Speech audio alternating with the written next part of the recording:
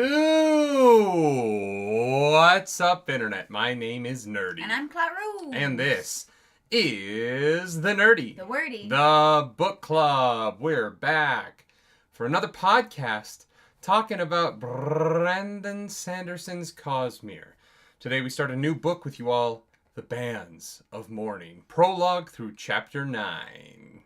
The Bands of Mourning sounds like a really sick, tour, you know? Yeah. It's like Eurovision or something. Honestly, I agree with that. Yeah. How we doing, chat? Oh, chat's over here. Can you put chat over there? I'm too used to it now. Johnny Coleman, thank you for that super chat. Coleman, PSA.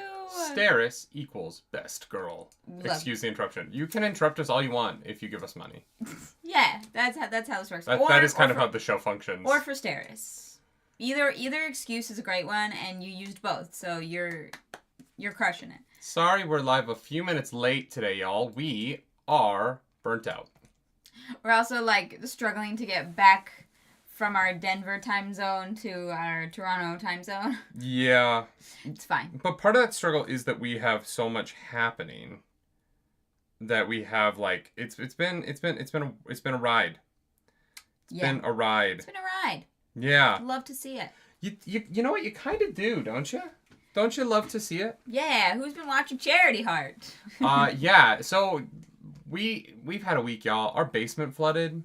It's great. On the day that we had our first session of Charity Heart over on the Darrington Press. Yeah, love that. We're working with Critical Role to raise money for LA wildfire relief. Hell yeah. And so while we do not have a sponsor on today's stream, I should have had this already ready to go.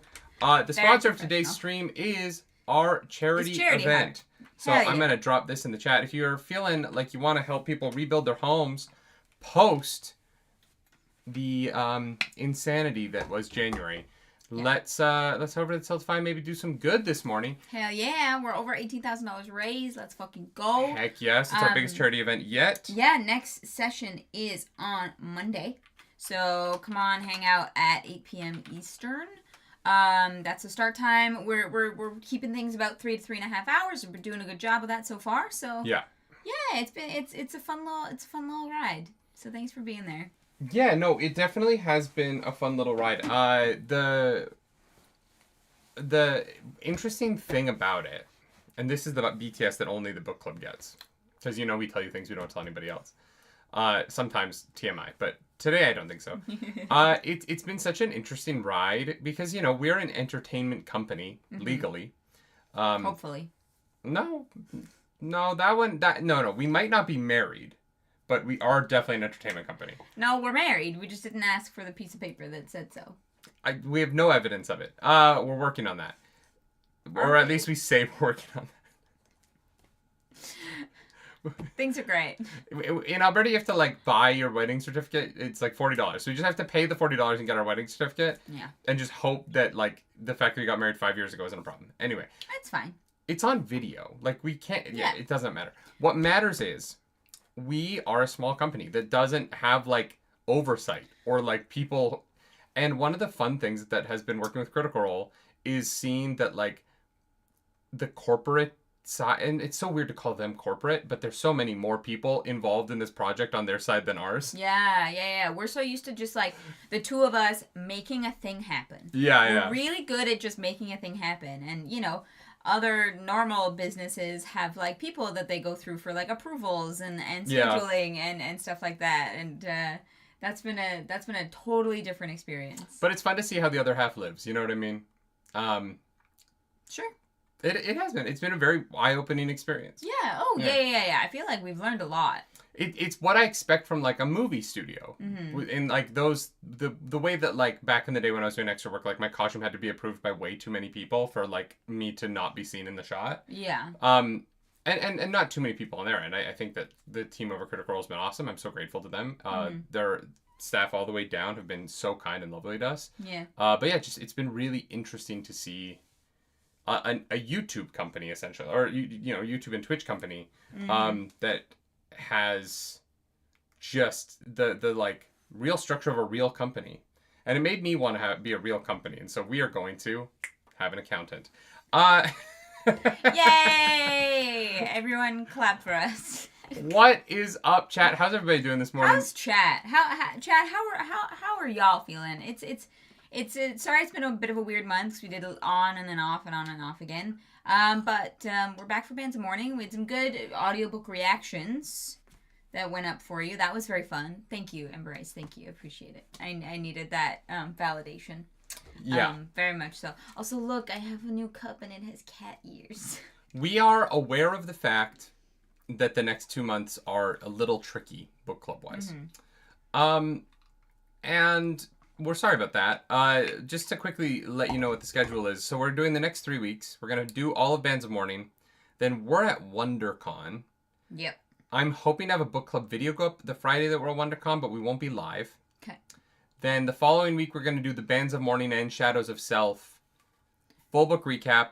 Plus maybe I think there's essays or something that we're supposed to read. Yeah, a couple small short things. I don't know what is going on over It's here. flipping. So, mods, if you could let us know what we're what's something that we could cover as part of that full book recap. Mm-hmm.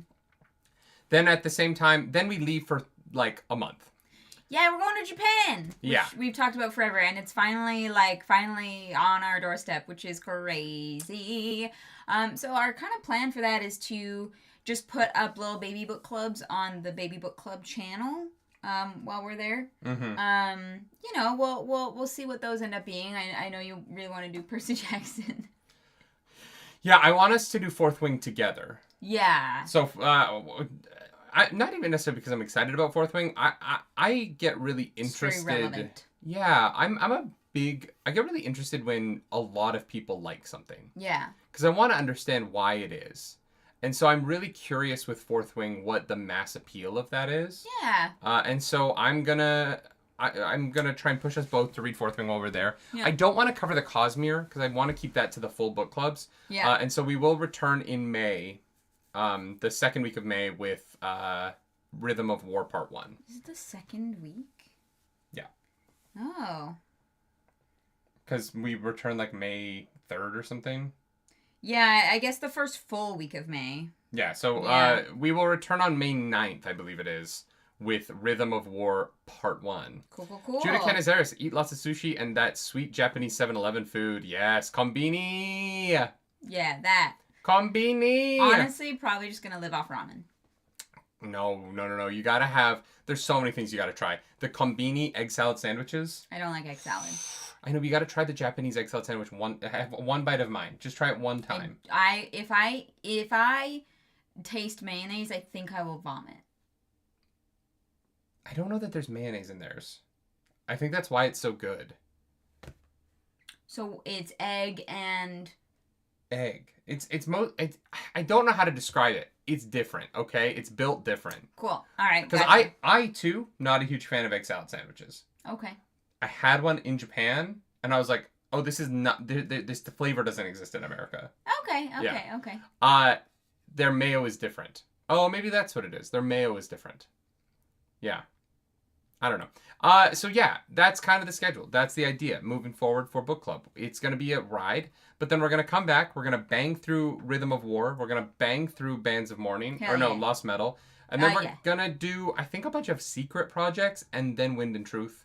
And then I think by October, November, we'll be done? With the Cosmere? I think so. What? I think we're almost done, right? That can't be possible. Brandon Sanderson needs to write some more books. Because I think right now all we have left is the rest of Bands of Mourning, Lost Metal, Rhythm of War, Secret History, maybe Wind and Truth. History is what we're... Press in the Emerald Sea, full book? Sunlit Man, and the one that starts with a Y. I think we only have 8 books left. That's crazy. Oh, there's a Dawn Shards one. 9 books left. Dawn Shard. Okay, yeah.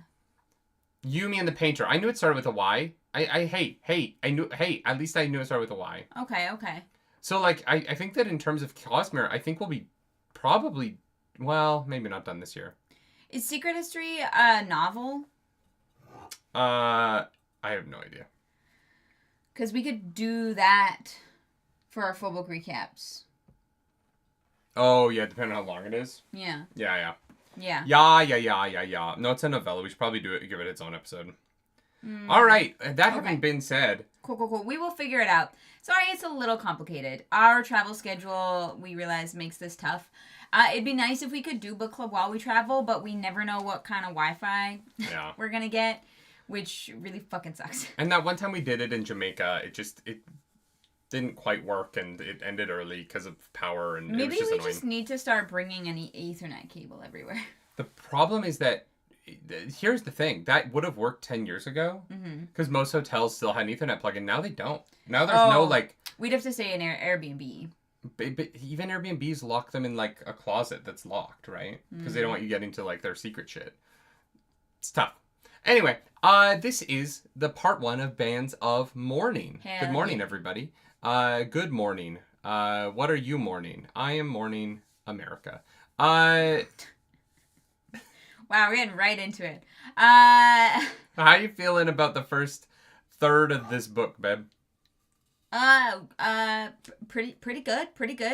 It definitely feels different than the first two. Things are expanding into the greater Cosmere. Which Steris described for us. Thank you, Steris, for your description of the Cosmere. It's very enlightening. I'm a little bit confused at that. I'm like, is that Steris's definition of the Cosmere, or is that like a widely known idea among the people? I'm not 100% sure. Yeah. Judah, thank you for that super chat. Wax is a tattletale, because of course he is. Oh my god, I know. The lawman? Never. Absolutely not ever. Yeah, but God, what a... yeah, we'll talk about young Wax. Yeah, what a prologue. Yeah, what a prologue. We oh man. How are you feeling about the book so far before we get into the nitty gritty of it? I think it's good. I don't think it's amazing. I made the title of this video "Another Train Attack," and there is one. I think that this book, partially to hide the identity of the man with the cane, he's on the cover. Made the train attack very large.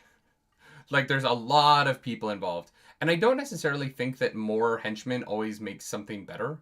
And so I do think that the train attack that Miles did, which felt very similar in a lot of ways to this, was stronger just because I felt a little bit more connected to what was going on. It felt a little bit less video gamey, where like the main character is just plowing through bad guy after bad guy after bad guy after bad guy. Yeah. So yeah, I like this. I don't think. I think that this book, the beginning of this book, felt a little scatterbrained, and there's a lot of very interesting ideas that don't feel very connected to one another in it. And so it's not that I dislike the ideas that this book brings up. I do feel like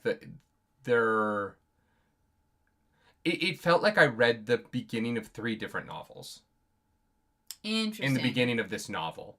And all of them could be good books. Yeah. I'm just not 100% sure how they're this book. Yeah, I mean, it definitely feels to me as though there is a connection. We just, like, aren't there yet. I mean, maybe, but for me, it's like one of those plot lines is that there is a Shendi warrior from another planet. It's just a casual Voidbringer. Like, the idea that connects to me is...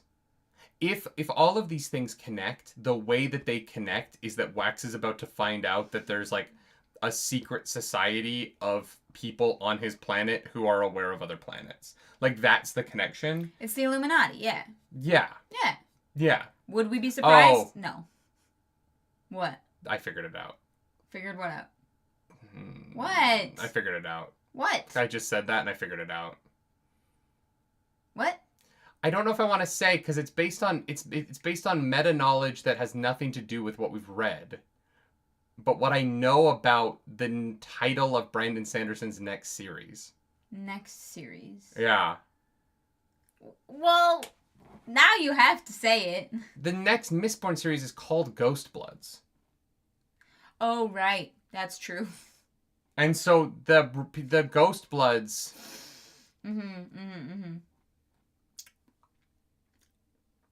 I wish I didn't know that.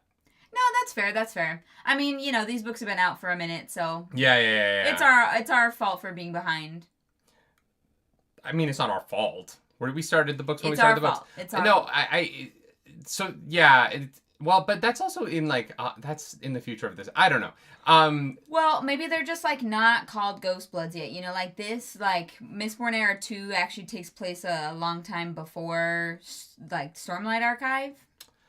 Oh, like this is like we're gonna meet maybe the Ghost Bloods are from this planet, and you meet them in Stormlight Archive, and then Mistborn Era 2 is the prequel to the Ghost Bloods in the Stormlight Archive, and then Mistborn Era 3 is the postquel of the sequel. I don't know why I said postquel of the Ghost Bloods post Stormlight Archive. I'm kind of wondering if the people on what's their planet, Roshar? Yeah. If the people on Roshar are actually the people from Scadrial, and they fled from Scadrial to there because of Trell. And Trell is odium. Oh, so Mistborn Era 2 ends up being a tragedy that leads the people of Scadrial to Roshar. Oh, well, I don't know. I mean, like, before Lord Ruler shit. Because Trell... No, because I think that was like an old god. Sure, okay, yeah, I see what you're saying. Like, I'm saying that, like, this story and Stormlight could actually be taking place, like, kind of around the same time-ish, but, like, that the people on Roshar are originally from Scadrial. Because they, like, fled, remember? And their planet was, like, dying. No, that wasn't Scadrial. That planet... This is Scadrial, right? No, I know, but the planet that the people fled... Oh, it has a name. They did give it a name. No.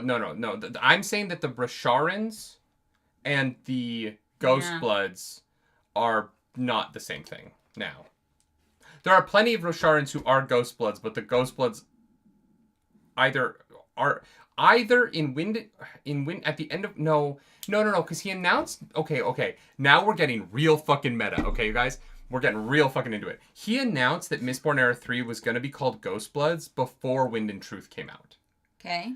Which means that the Ghost Bloods either left Roshar for Scadrial in Rhythm of War or came to Roshar from Scadrial and already existed on Scadrial before the Stormlight Archive started. And the reason for that is because if the Ghost Bloods left Roshar for Scadrial in Wind and Truth, Brandon Sanderson wouldn't have announced that was the title of the book before Wind and Truth came out, because it would spoil a plot line in Wind and Truth. Right? So either the Ghost Bloods get their shit can kicked in Rhythm of War, and they flee the war with Odium by going to Scadrial in Rhythm of War. Okay. Which I could see them doing. Or they're originally from Scadrial and they boop over. This is all meta knowledge that has nothing to do with the book that we just read. Yeah. This is all just fun for funsies, hypothetical what ifs. Cool. I want to see Dalinar discover a gun for the first time. It's like, what is this? Yeah. Right? Yeah. Yeah. Because if they're taking place at, like, similar times, like, their technology is wildly, wildly different, right? Yeah. Like, Roshar has these, like, Fabrials that can do crazy shit, but, like, Scadrial has guns and, like, trains and... Cars, yeah. Oh, Scadrial is significantly ahead of Roshar in terms of technology. They have electricity. In terms of science, but not in terms of, like, magic technology, you know what I mean? Because I feel like Fabrials are, like, magic technology. And so But Fabrials aren't technology, right? Fabrials are just enslaving magical spirits and forcing them to do something for you. Yeah, but they had to research what those spirits do and test it out like you would with science. Sure. I guess I just mean that electricity is a... forcing a creature to do something that it is capable of doing and it repeating that one thing, that one creature being capable of that one thing, is very different to me than harnessing electricity Yeah. and then being able to wield electricity to do innumerable variety of things. Their slave technology is really good. Yes. Yeah. And so I think technologically the magic of Fabrials is keeping Roshar behind in a way that Sazed is worried the Scadrians are behind, even though they have cars. Yeah. We don't need to get into it again, but it's a fucking miracle that cars work, okay? Anyway. Sure. That's wild. Okay, wow. I did not expect to think so hard about the title of a future book series today. That's the Cosmere, baby! Mad Hatter says, do you think there will eventually be electricity spren then? No. I think they'll just... I think that they'll have electricity. I think they'll figure out electricity at some point. Yeah. But will electricity, the discovery of it, create electricity spren? Because there's a spren for everything. Oh, I understand what you mean. Yeah, they won't need to... I am hopeful for the sake of the souls of concepts that the Rosharans can come up with electricity and stop enslaving everything. Yeah. We'll see. I think that if Brandon were a more... I shouldn't say Brandon. If Mr. Sanderson, since this is maybe not going to be the most complimentary thing. I think that if Mr. Sanderson were a more thoughtful writer instead of a more epic writer. And this is a criticism in a way. I want to couch this by saying this is a criticism that is not saying that he's bad, just what he cares about.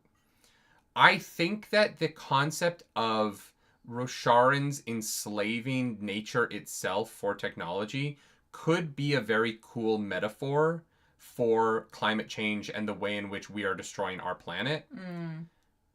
I don't know that the way in which Brandon writes and what he seems to be interested in writing is going to lead to that metaphor being very well handled, because... Or present, like... It just doesn't seem to be what he cares about. I think the idea of it rocks. Like, there's this really cool metaphor there for, like, we are literally enslaving the earth to mine its resources. Yeah. And... I don't feel like Brandon Sanderson's going to go anywhere with that. Okay. Right now. Maybe Stormlight Era 2, but... Maybe, no, it's possible. Like, I hear what you're saying. I just think that, like, the way that he uses these concepts is sort of just to make the world bleak. And then the books become about beating somebody and not necessarily about dealing... Garen Barrows, thank you, with the super fucking... Nope, the Membos. We take one week off, goddammit. Thank you for Garen Barrows, thank you. That is incredibly sweet. Ships. There's so many audiobook reactions from this week. Go watch them. Later. Don't leave. Yeah, and some people... Thank you. Some people might think that that's unfair, and if you think that that's unfair, that's also fair, right? Like, we can have varying opinions. But I do sometimes feel like Brandon Sanderson writes the beginnings of really cool thematic ideas that he doesn't pay off. Okay. Yeah. Yeah. Yeah, I hear you. You're behind on the reactions. Oh, you missed a great one. We had a fabulous conversation at the end of the last reaction. I'm sad that oh my god. I'm sad that y'all didn't commission Chapter 9, honestly. Oh my god. If you could have seen me last night when we got to the... Well, let's get to it. We'll get to it. Prologue starts with a flashback of Wax living in the village. This is not the village of M. Night... wait, did he direct the movie The Village? Yeah. Yeah, it's not that village. There's no Red Riding Hood. It's the Terrace Village. This beautiful little paradise in the middle of a city. Yeah. I love that for them. So he's like a youth, I don't know, 15, 16, somewhere in there. Can we pause for 1 second because I want to comment on a comment in the chat. And do not let me do 25 minutes on this. Okay, I'll start a timer. Okay, Samantha A says, I don't think Sanderson likes preaching themes. I disagree. But only because... He likes preaching themes about art. He likes preaching themes, but he doesn't do it with any subtlety. there isn't very much subtlety in Brandon Sanderson's writing, right? It is a very direct and there's subtlety in the way I think that he weaves twists and like hides mysteries in his plot lines. But in terms of the actual writing itself, it's usually very easy to read. Yeah, okay. I think that part of the reason why Brandon Sanderson is so successful as an author is that these books are filled with fantasy jargon, but are plain enough English that an audience member who, 50% of people in Philadelphia are functionally illiterate. Americans need you to write very simple books for them to be able to read nowadays. Mm-hmm. That's just kind of where we're at, right? Yeah. And so I think that Brandon Sanderson's ability to write books that are easily consumable while having these giant ideas in them is wildly impressive, right? Yeah. But at the same time, when he gets preachy about themes, it's so fourth wall breaking because his writing is so simple. There's very little metaphor in it. Right. It's the problem. It's Hoyd turning to the fucking camera. It is the thing that I keep bringing up about these books feeling like, I get it, man. You're just telling it. There are characters who feel like Brandon Sanderson is telling me something. A dress to ride horses in this economy, like that conversation. The like explaining how taxes work in this section that I butted up against in the audiobook reaction, which I appreciated, but yeah, sure.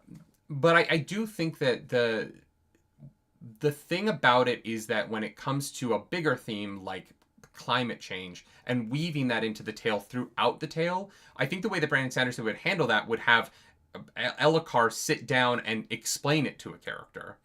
And there are writers who I think would have a lot more, would have a much more nuanced approach to weaving it throughout the book, as opposed to Brandon Sanderson sort of, I'm going to take the first half of this conversation and it is going to be about women wearing dresses in the constabulary.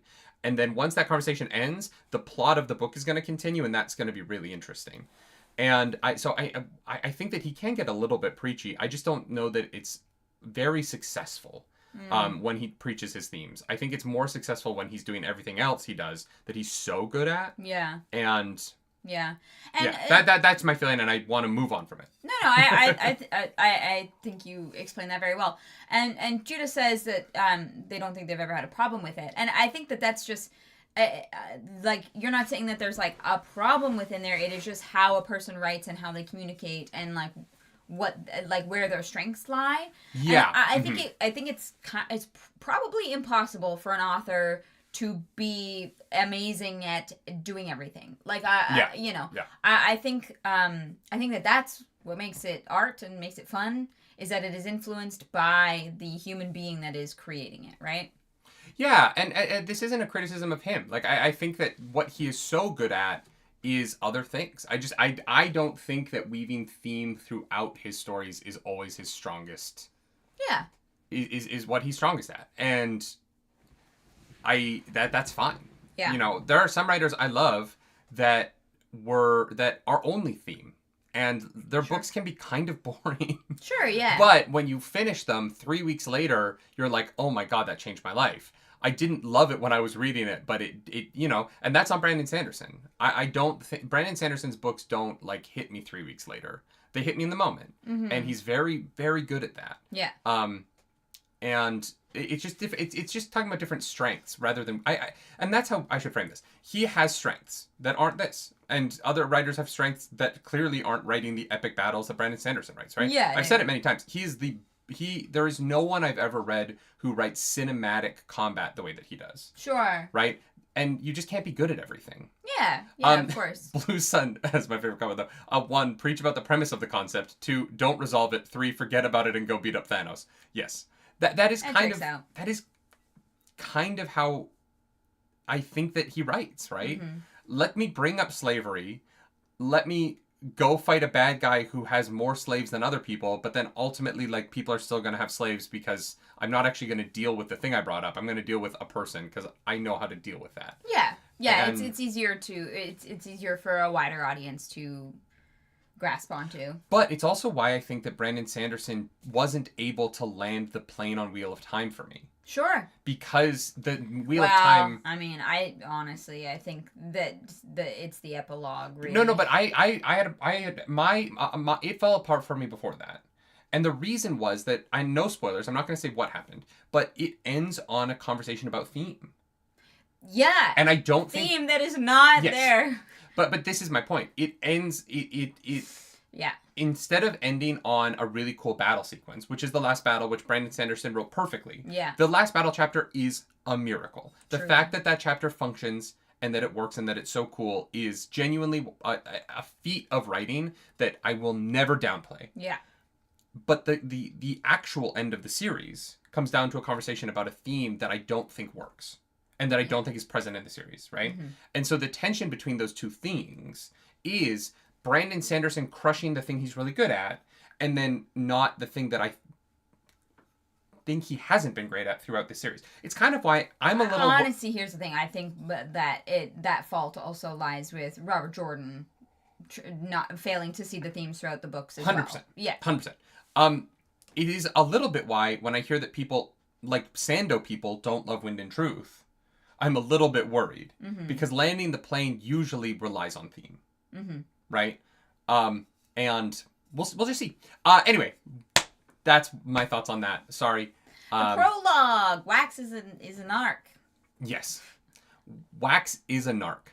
So we don't get a Lessie prologue this time. Instead, we cut back to when Wax was a young lad, Drian, in the village of the Terrace.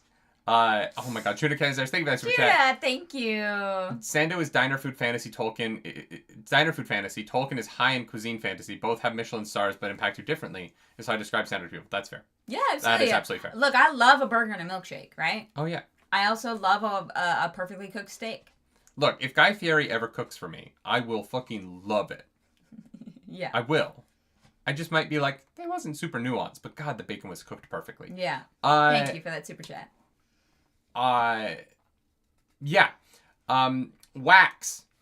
Terrace Village. His friends are sneaking out, his sister's sneaking out, and he's like about to go. He's about to go with this cute girl, and then he learns that there's a constable in the village.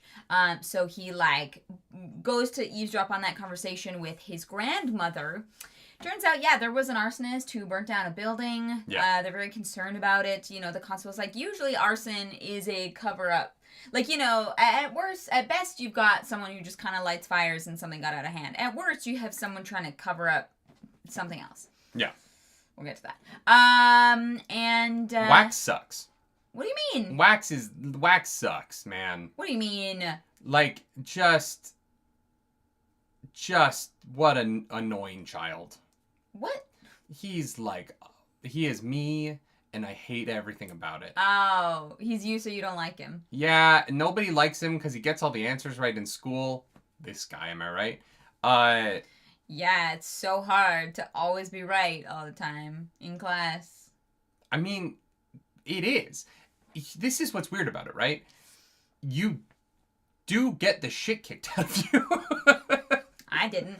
Yeah, I know, because you're a girl, and that you know what? This society is built for men who look like me, and I know that. I have all the privileges, except I do feel like young boys get the shit kicked out of them more than young girls do.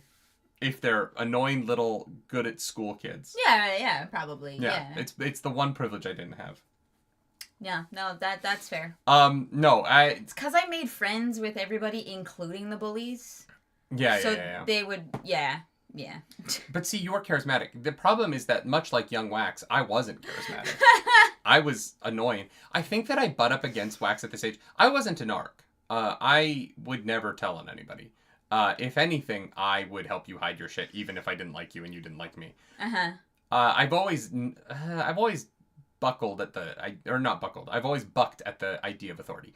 However, there are a lot of traits I see in young Wax that I know that I had at that age that made me annoyed. You know what I mean? Sure. Like, sometimes you're just annoyed with a character because they're too much like your younger self that you feel like you've moved on from. Okay, yeah. And that was this chapter for me. I was like, fuck, I hate this kid. And only because I was this guy at this age. Mm-hmm. And I know that. And God, thank God I've grown up. So anyway, it turns out the constable is there because Wax had sent for him with some information on who started the fire. This kid, Forch, who's like hanging out now with his sister and her friends. And his grandmother notices that he's eavesdropping, calls him in, and they have a little chit chat, and she's like, "Drop it, all right? We're handling it. We're talking to him. We're forcing other people to hang out with him, so it's all gonna just be really okay. Don't worry about it." I don't think she's saying that it's gonna be okay.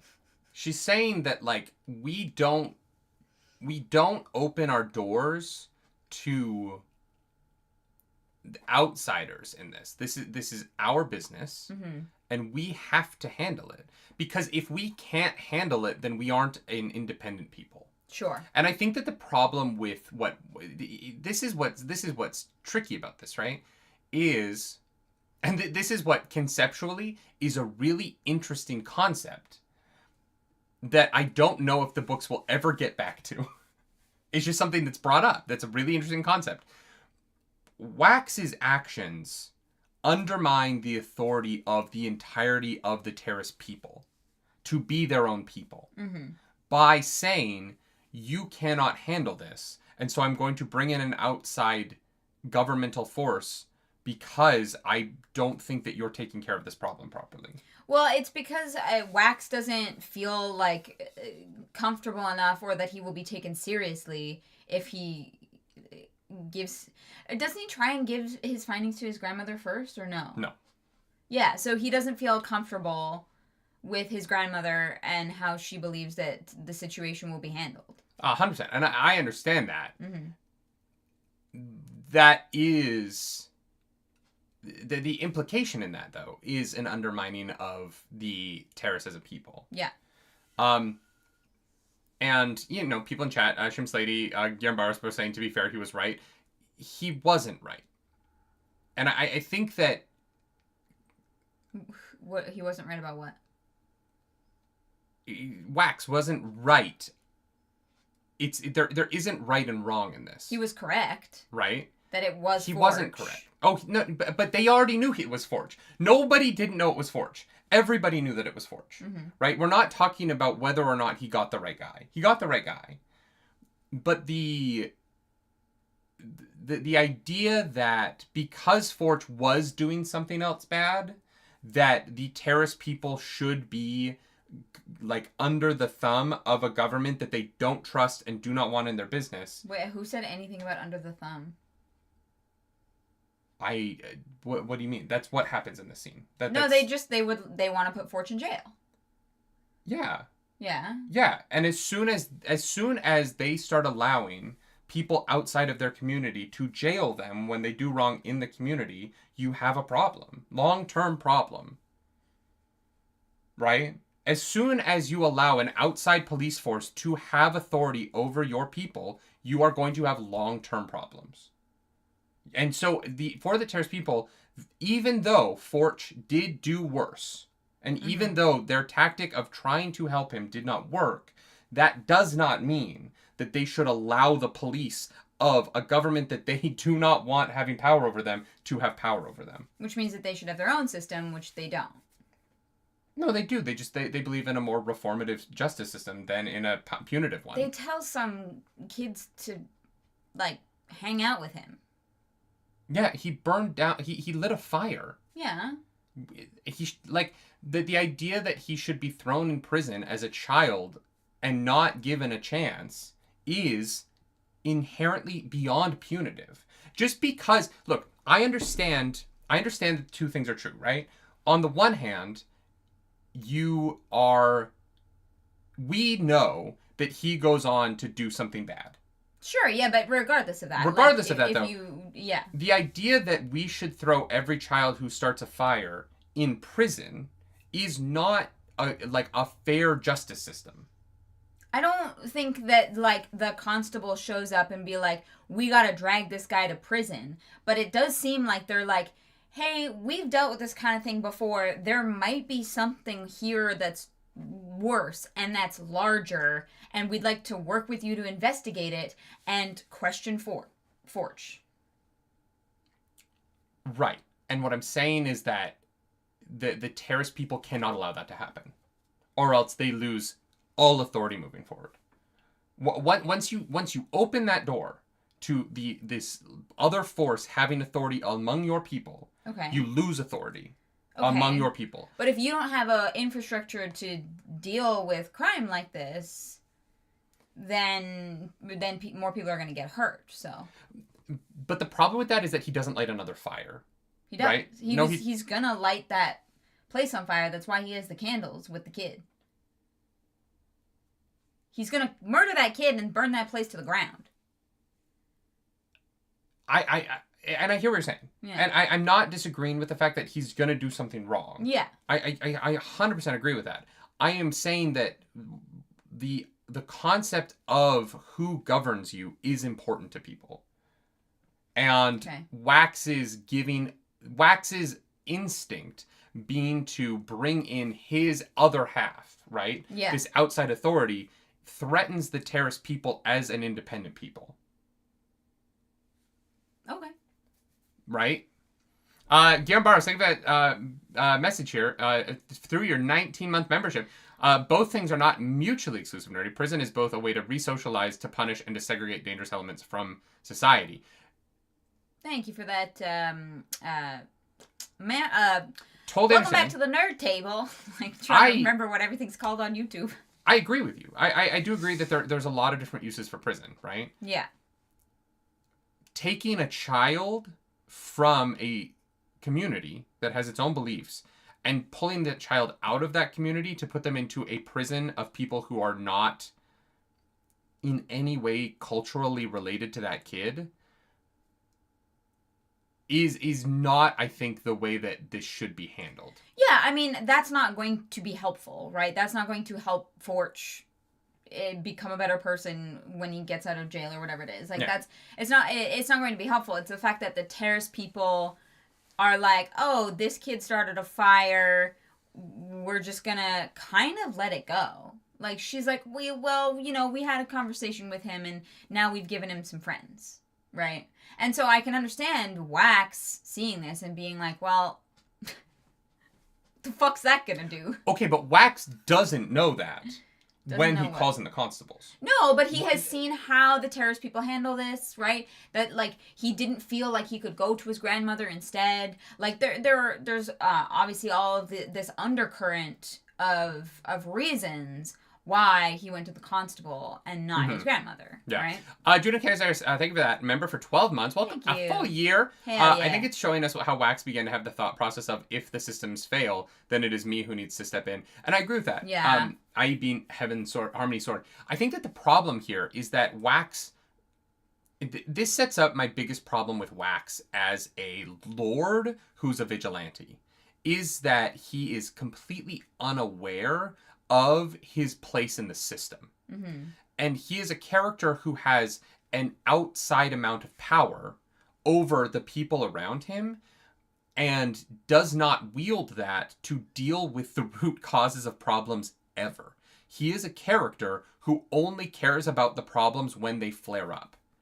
And what I'm saying is that the Terrace people are trying to create a society that understands difficulty and makes room for growth at the beginning stages of a problem, and understands that the root of a problem can be cured through reformative action and through kindness and through community building.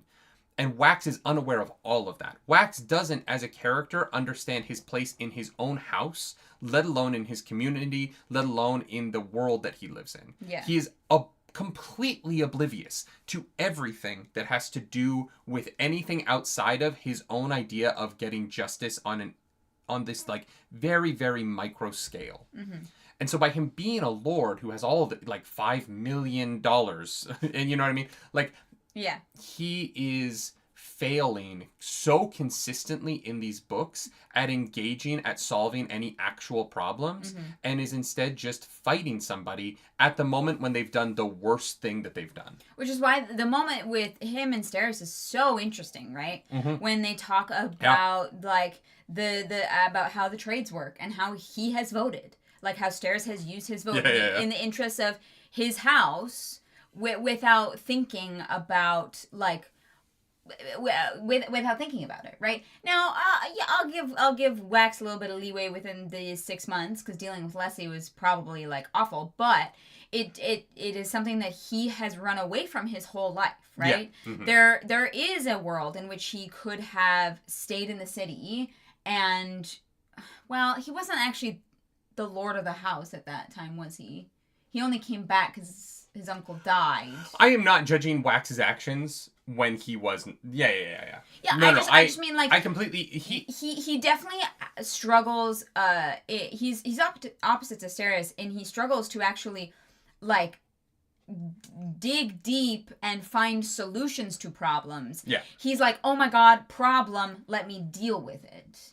And I think that's like that is admirable, and also in certain ways a failing, because he's never taken a moment to think about why people are acting the way that they're acting.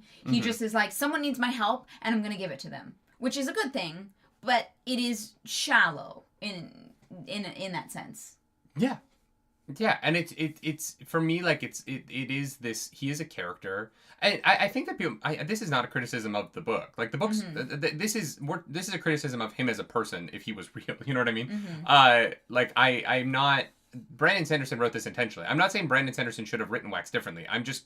No, I actually think like, you know what I mean? He's quite interesting because of that. But right? it's that he is weirdly in this position where he keeps fighting villains who keep telling him that the reason why they are villains is the injustices of the society that he benefits from so greatly. Right? And despite that, he is doing very little, seemingly, to affect the system that he keeps having people on rooftops yell at him are a problem. Sure, yeah. And I find him, there's going to be a point where he is either going to change and start doing more, or he's going to become uninteresting because he is too steadfast in his inability to kind of adapt. And I'm hoping more for the first than the second. I mean, based on the conversations that he's had with Steris and things like that, like I'm hopeful. He seems to be like, oh, like wait a minute, you know. And he's like, oh, I'm slowing down. I'm kind of getting older. Like he's going to realize that there are more ways in which he can help people. That he can do the things he wants to do and achieve the things that he says he wants to achieve. Right? Yeah. Yeah, I thought it was going to be this book. I thought that we were going to come back from like, because this is essentially a superhero series, right? It just is. This is essentially a Batman comic. And one of the things that happens in a lot of Batman comics and all superhero stories is there's the plotline where the hero's love dies. And then we come back 6 months later and they have stopped being the superhero because they lost that person, and now they are doing the civic duty thing. Oliver Queen becomes the mayor. Batman hangs up the cowl. Tim or Dick or someone takes over, and Batman is doing more philanthropy. There's this arc, and so I thought we were going to come back, and we were going to have Wax having lost Leslie, having realized that all of this gun work that he'd been doing was at the will of this god who he's now furious with, has been diving into solving the societal issues that led to Ellendale almost burning down. And at the top of this book, Wax is like, I am a gunman. I don't even fucking know what's going on. The people in the Roughs are rioting against the city? Never heard of that before. No idea. He's like, I've never read a newspaper. I just shoot things. And I was like, oh. Yeah. What did you learn from the riots, Wax? What did you get out of that? Because yes, Paalm led those riots and did a lot to cause them. But the anger wasn't... But the anger of those riots wasn't about Paalm. There was a genuine feeling there, and you experienced it. Mm-hmm. And I just find it so interesting that he was like, I'm going to go fight more people. Yeah. Yeah. Judah, thank you for that super chat. I have this problem with Batman as well. Yeah, I mean, it definitely is similar when you consider, like, how rich Bruce Wayne is. Sure, yeah. Obviously, I am sure, having not read the comics, I'm sure that there are some points in it where he's more Batman and, like, beating up bad guys. And then I'm sure there are points where he is more trying to dig into the root problems of things. But, like, it is a similar concept of rich guy who benefits from the system is also going around punching the bad guys. Yeah. Judah Kennedy, I think that, like, the thing about Batman is that Batman, to me, is not interesting weekly. Batman is a really interesting character in graphic novels that are allowed to end. The problem with Batman is that, and this is the difference between Batman and Wax. Wax is, there's 4 books about this guy. And so this series is going to come to an end. Yeah. We're going to get to the end of what this is. Batman isn't allowed to end. He is in the perpetual second act. There are endings in Batman, but there's no actual end. And so things can't actually get better, or else this comic series that's been running since the 1930s would have to stop. And then DC Comics doesn't make money because no one wants to buy anything else. If it's not Batman and Superman, it doesn't sell as well, right? Yeah, they can't actually ever fix Gotham. Yeah, so Gotham has to be a shithole forever. Ellen Bell doesn't, because it's not an ongoing comic book series that's weekly. Or monthly, sorry. And so, like, there is a huge difference between these two things. Yeah. They are very similar characters, and they have similar, like, modus operandi, but Wax's books have to end.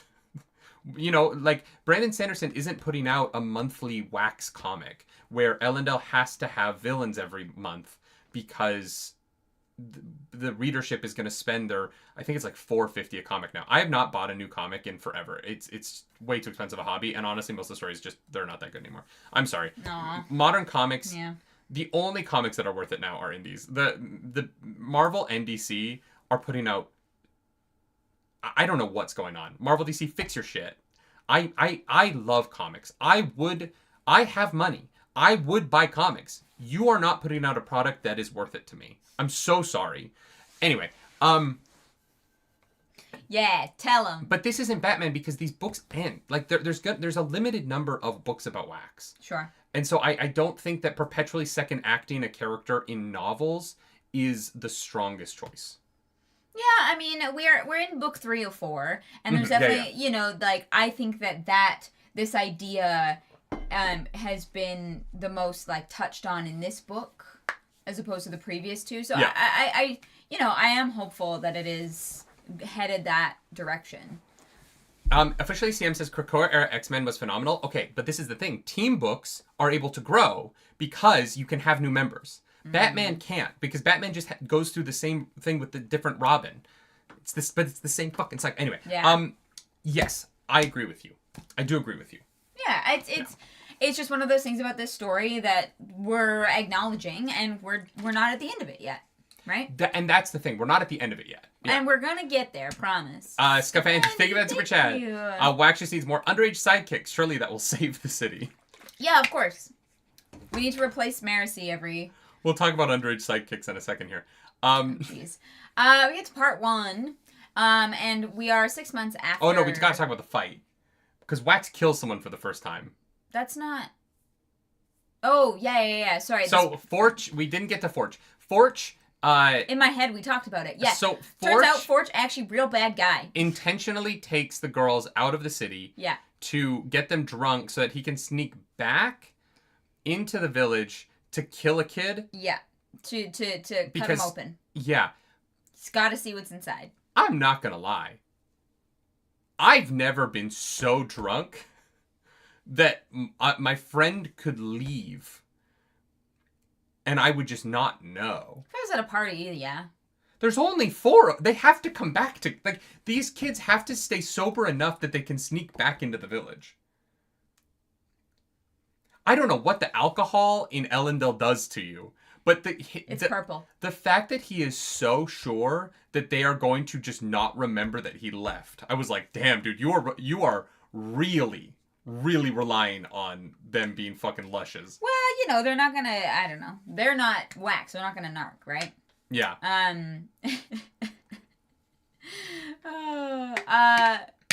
So Forge,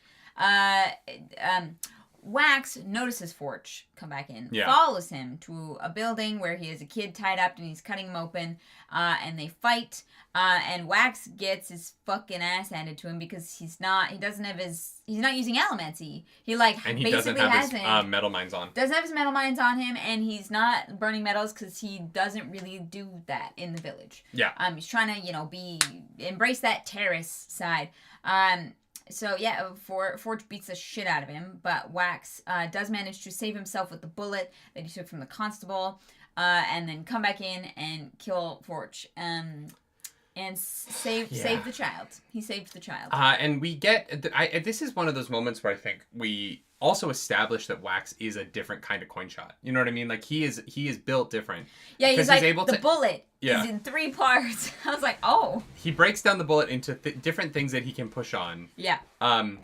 And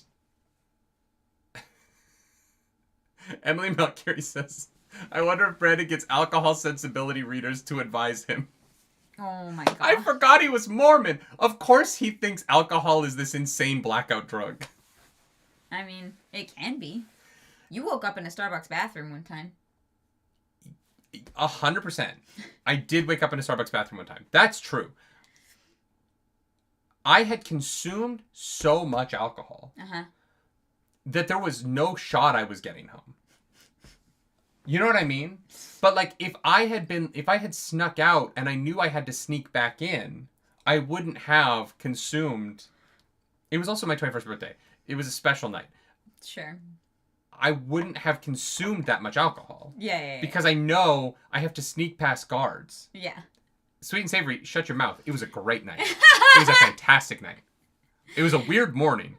Yeah, thank you for that super chat. Back in my law school days, I'd regularly be at a bar with friends, and then I'd wake up in my bed. All right. And look, there you go. I'm not saying it's not possible. I'm saying the idea that 4 people are going to go out, and that one of them can, and with the intention of sneaking back in, and that you, the confidence you have that your 3 friends are not going to remember that you left. 3 people, not 1.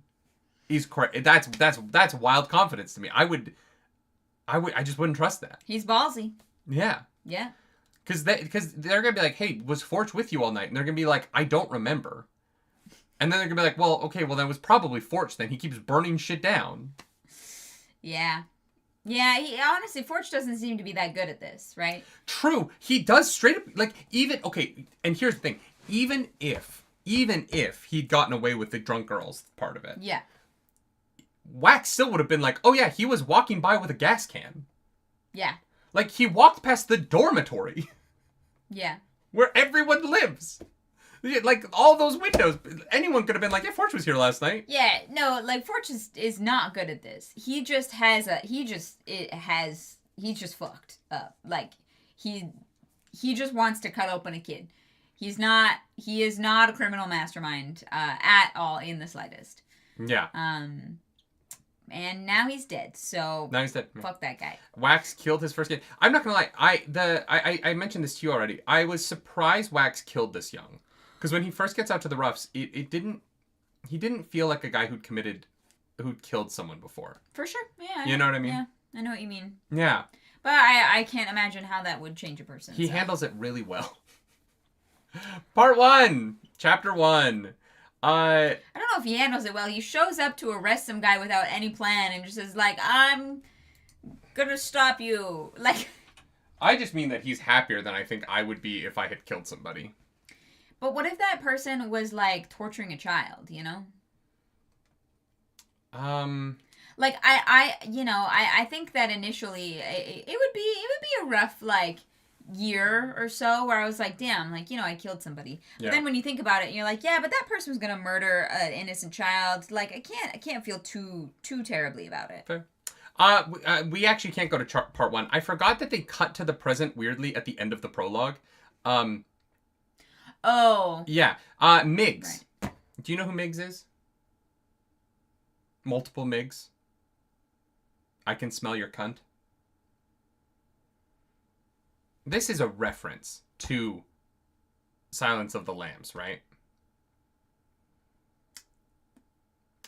In Silence of the Lambs, next to Hannibal Lecter's cell, there is a character named Multiple Migs who, when Agent Starling is first going down to meet Hannibal Lecter, he's jacking off in the cell next to Hannibal Lecter. And he's like, "I can smell your cunt." And he's like jacking off. Oh, wow. Yeah.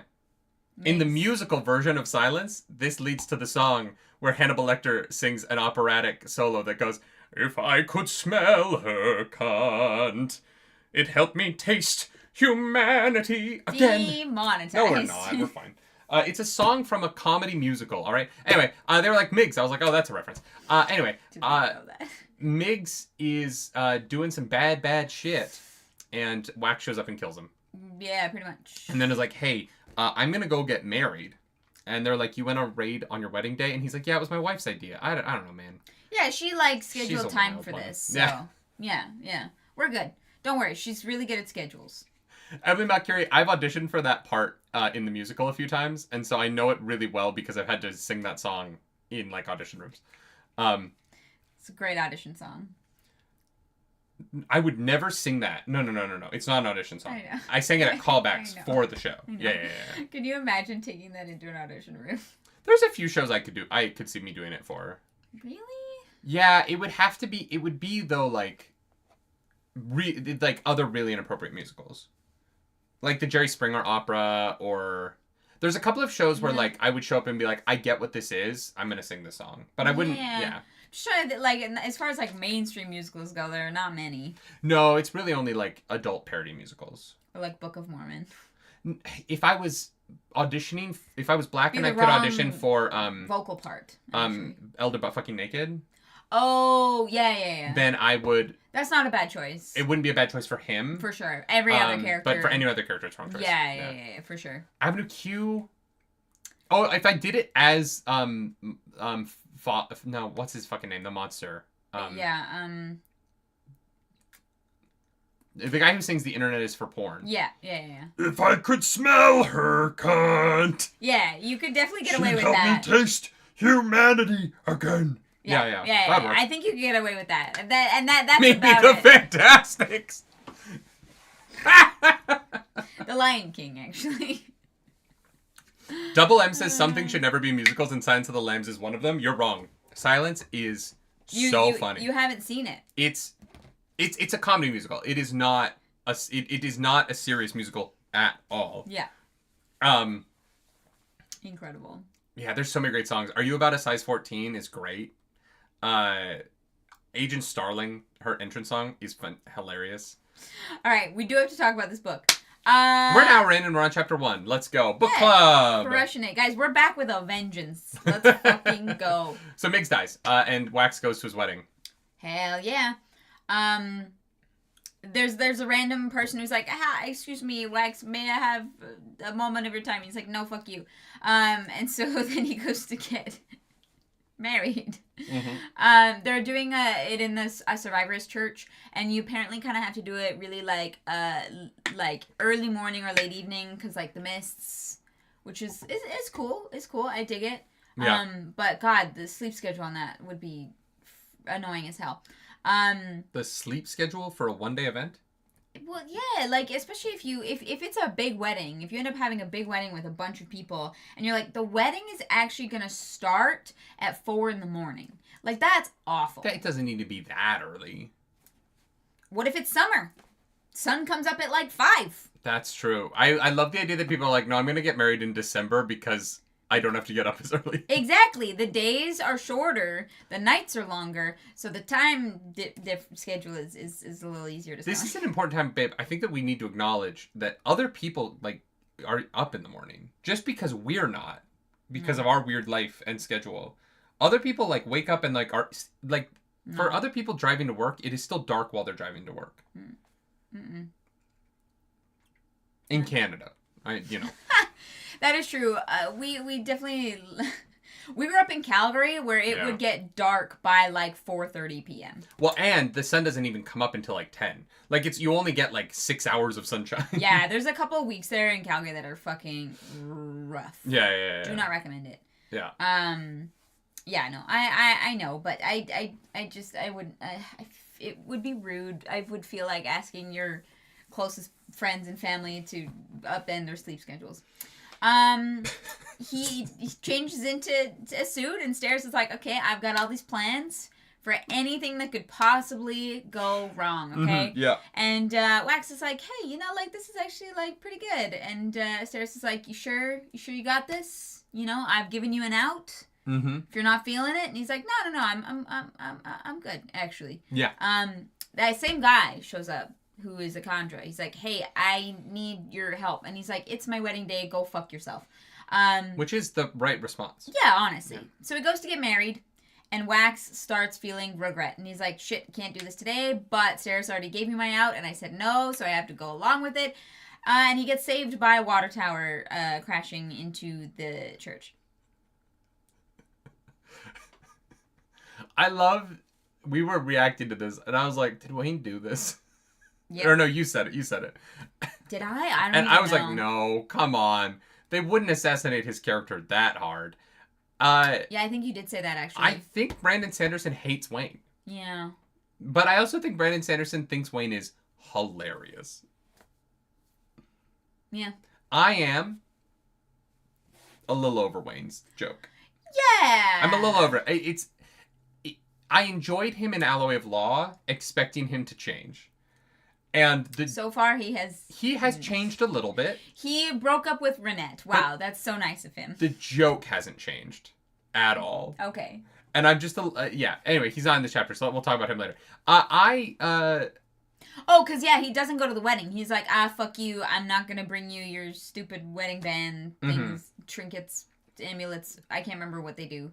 Medallions. I was like, some kind of... Yeah. The thing about this chapter I really want to talk about is my favorite part of this chapter, which is the moment where they're about to get married, and Steris starts to cry, and is like, I can't believe how beautiful this is. That's not exactly what she says, but she's so moved by this moment of being, it's actually happening for her. She's actually getting married. This thing that she thought maybe wasn't possible because this society is insane and doesn't realize how fucking awesome this lady is. And and how much that hit Wax, right? Like, Wax has this moment where he doesn't want to marry her in this moment. It's been 6 months since he had to, since he fought, and he's watched. He didn't kill her the second time, but the woman that he thought he killed once. He even in that moment where he's like, I don't want to marry this woman right now. Yeah. But I really care about her. Yeah. And I loved it. I thought that the way that it was handled was so cool and so fun, and it ends in insane tragedy, right? We didn't get our wedding again, but that's fine, Brandon. But to be fair, this time the wedding didn't happen. We saw every moment of the wedding in this book. He didn't cut away. Okay. The wedding was stopped. I am shocked that people were not hurt more by a water tower going through giant glass panes. Yeah. They got real fucking lucky. Yeah. Wayne is insane. Yeah. Chapter 2. Wax kind of grabs Steris and gets her out of the way. But doesn't save the priest. And Bryce, I'm right with you. I thought the priest was dead. I was certain the priest was dying again in this church. Yeah, he just got wet. But it would be funny if every book they killed a priest in this church. They just keep killing a priest in this church. Oh, God. I don't know about that. I would find that hilarious. I know you would. The religion falls apart because no one wants to preach it, because once every 6 months, a priest dies in this church in unrelated ways. Yeah. Here's the thing. It was a water tower. The only thing that saves Wayne from this being the absolute fucking death of his character is that nobody dies. Because if somebody had died, this is a very different book. And if they tried to move on from it by having Wayne make some jokes about it, it would have been... I would have been like... I would have put it down. Yeah. I would have stopped reading the book. Yeah. I'd be like, fuck this. I'm not interested in... Like, murder apology. Yeah, it would have been weird. Yeah. But everyone is okay. Gryback, not just a survivor's church. The survivor's church where the guy was killed in the previous book. They got married in the same church where Paul murdered that guy. Yeah. Like, it's such a... Like, just get married.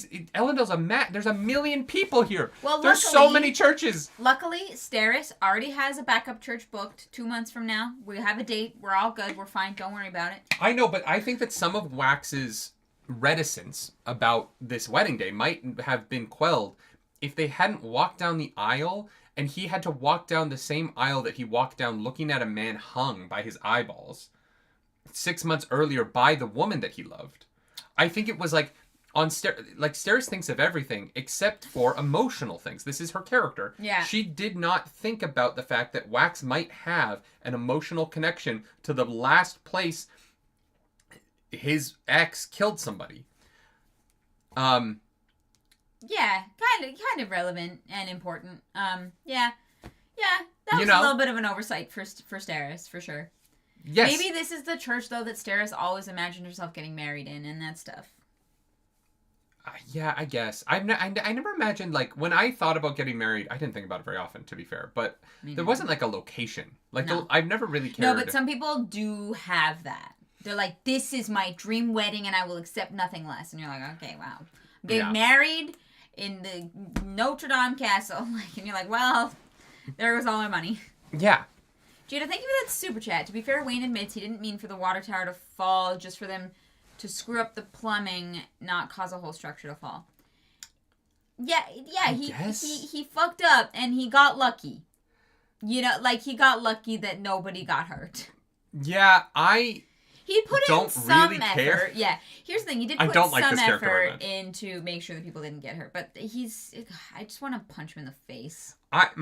My thing with Wayne at this point is that he's not... The joke isn't working for me anymore. And so the quirks... I'm not willing to put up with the quirks of his character as much. Yeah. Because I genuinely don't find it that funny. Yeah. Like, I don't find him an enjoyable experience enough as a character to put up with how childish he is and the way that everyone just forgives and moves on from it, because I think Brandon Sanderson thinks it's charming. I just don't. He's definitely grating on me. Yeah, and it's unfortunate because I did like him in Outlaw of Law. Yeah, and other people are like, "Oh, I'm surprised you like him," and I was like, "No, it's funny. Like it's light and it's not offensive." Yeah. And then it got offensive, and so it's just this weird sort of. Yeah. So Mercy goes and confronts him about it, and they have a real good chat where he's like, "You gotta go get Wax," and she's like, "No, I've moved on. I'm not interested." And he's like, "Wait, you can do that?" She's like, "Yeah, you should try it sometime." But he's also like, she's like, she has a girlfriend, for and he's like 15 years. Well, and then he pulls it's a phase, and I was like, I know. But they've been together for Okay, we didn't bring up in the first 2 books that she's been in a fucking gay relationship for a decade and a half, Wayne. I mean, to be fair, they probably moved in, like, day of. But it's you know, he was just like, that's what they did on day 1, so we're still on day 1. A decade and a half, Wayne. Officially Sam says Wayne went from being the funny sidekick to the really annoying guy no one likes. It's like anytime you read Deadpool from the perspective of characters that aren't Wade and see his true obnoxiousness. That is a kind of valid point of view. Yeah. Gryback says, I think this one in particular really breaks the suspension of disbelief that Wax would keep him around. Yeah. Like, you would think that Wax would, be concerned that, like, people could have gotten seriously injured. I think, here's my issue with Wayne. What is his redeeming quality? He shows up, except when he's getting laid. He doesn't show up. He didn't show up for the wedding. He didn't show up in the fight on the train. To save people's lives. If he feels like it, yeah. He got that kid some help who got caught up with the gang. That was a sweet moment. That is my favorite Wayne moment. Yeah. He's not. Look, I'm grasping at straws here. It's that, I guess it's that he's not evil. Like, that's his redeeming quality, is that he's, like, not evil. No, it's like, not that he's not evil. Like, you can be not evil, but you can also be, like, apathetic and, like, never do anything or help anyone. He has made choices in his life to help others, and that is at least something, okay? He occasionally helps other people, but he is also constantly robbing people. Like, I don't think the thing about characters like him is he's not balanced. And I think that that's the problem. I think that there's a real imbalance in him, and that the negatives throughout. At first, he felt balanced. In book 1, I thought that there was a bit of both. Yeah. And then it just keeps weighing down on one side, and there is the occasional, like, he does get the bread for the kids, right? He does fund that girl's science research, you know, after her dad gets, like, screwed over by that. You know what? That's true. He does fund that one girl's research. But that's what I mean. Like, he's so random. Like, yeah. It's just very jarring. Yeah. Always. It is always jarring. He's a bad guy who tries to do good. Yeah, kind of. Yeah. Yeah. He is not, like, a fully functioning adult. No. He is, like, Wax's child. But Wax isn't paying enough attention to him. Because Wax is like, Wayne is an adult and should fucking get his shit together. But it kind of makes Wax seems like an idiot. Because he thinks that Wayne is an adult. But Wax doesn't, pay that close attention in the same way that he doesn't pay close attention to the that's true. Underlying problems. I just think if he was, like, 10% less annoying, I would be more into it. Sure. Yeah. It's not that he's 100% too annoying. He's just 10% too annoying. And that 10% by book 3 is now 30%. And you know what I mean? Does that it's compounding. Yeah. Yeah. Yeah. This was a lot for Wayne. Yeah. So yeah, we're and we're the fact not that it's also big fans of him right now. He has no intention of apologizing. No, yeah, he doesn't get it. He's like, oh no, Wax is gonna overlook this, because Wax always overlooks the bullshit that I pull. Yeah, Wax doesn't actually want to get married. And I think that, like, that the water tower falling is unfortunate because he didn't mean for it to happen. But the fact that something so outsized of what he wanted to happen happened, and he says straight up to Mercy that he does not have an intention to apologize for it, is what is more annoying to me. Yeah. Right? Yeah. Is that he's like, oh, no, he's going to be fine about it. It doesn't matter. Yeah. Okay, that sucks. Yeah. Yeah. The Conjure shows up and is like, well, can't get Wax to help me, so Mercy, you're my second choice. Which takes us to chapter 3. Which is really just, I really feel so bad for Mercy. Because everyone says this about her. Yeah. I mean, it is one of those things where if I were Mercy, I would feel the exact same way. Yeah. But also reading this, I'm like, well, like, Wax is literally the person that, like, Harmony chose, and he's older and been doing this longer and has the money to get himself around. Like, there are reasons why Wax would be the person that you would want to deal with this problem. Wax's powers are also far more beneficial. Yeah. Whereas Mercy, here's the problem with Mercy's powers. They're so specific. They're so specific, but also they rely on there being someone else on her side nearby. Yeah. Like, her can't powers really operate alone aren't beneficial by herself. Yeah. She's great in a team because she's able to slow villain down so that the other good guys can show up. Yeah.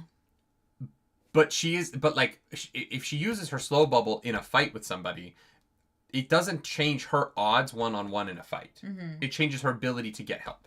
And that isn't always the same thing. Yeah. So then this Conjure is like, what do you know about investiture and identity? Also, in chapter 1, Steris straight up just said Cosmere.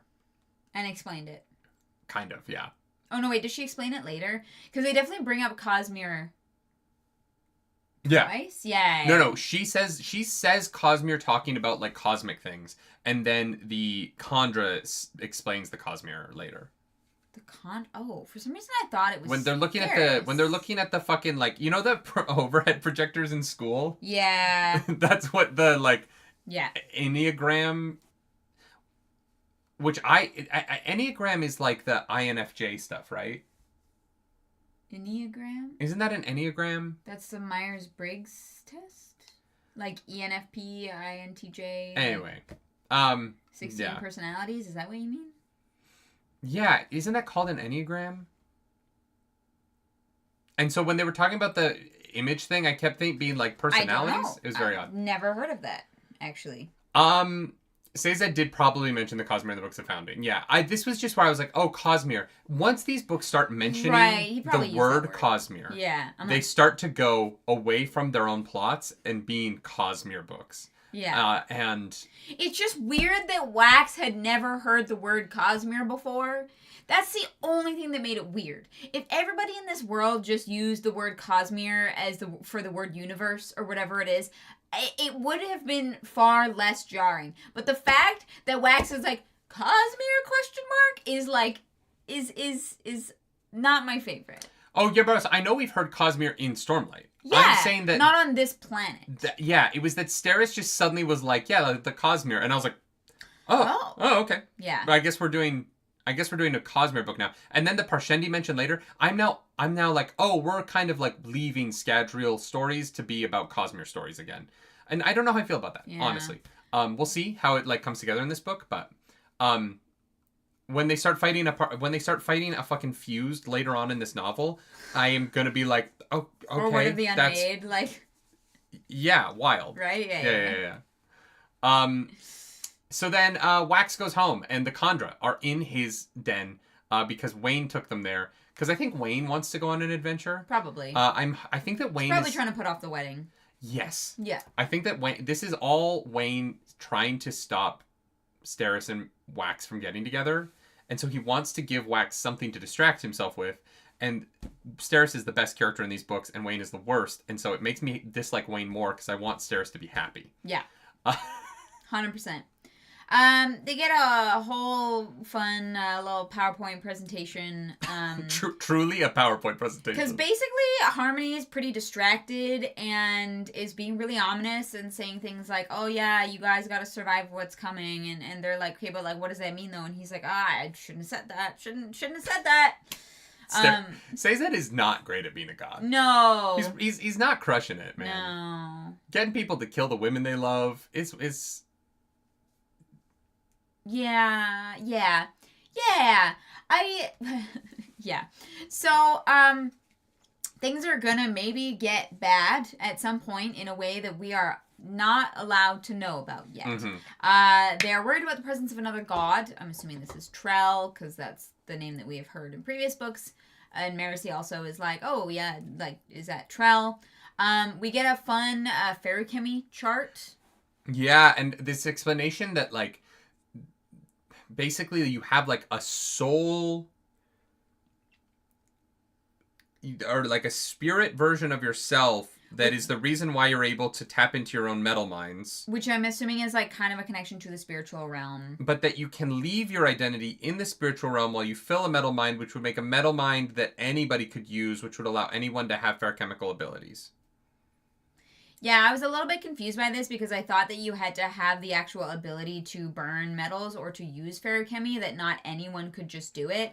And now they're kind of making it sound like just anybody would be able to use them as long as they weren't, like, tied to a specific soul. No, I think it's that almost everybody currently on Scadrial is closely related enough to the Terrace that they do have a little bit of ferrochemical blood in them. Yeah, they just don't all have enough to, like, fill a metal mind, but they could tap into a metal mind. You know what I mean? Like, the idea being that they're... So the power is actually not using a metal mind. The power is putting power in a metal mind.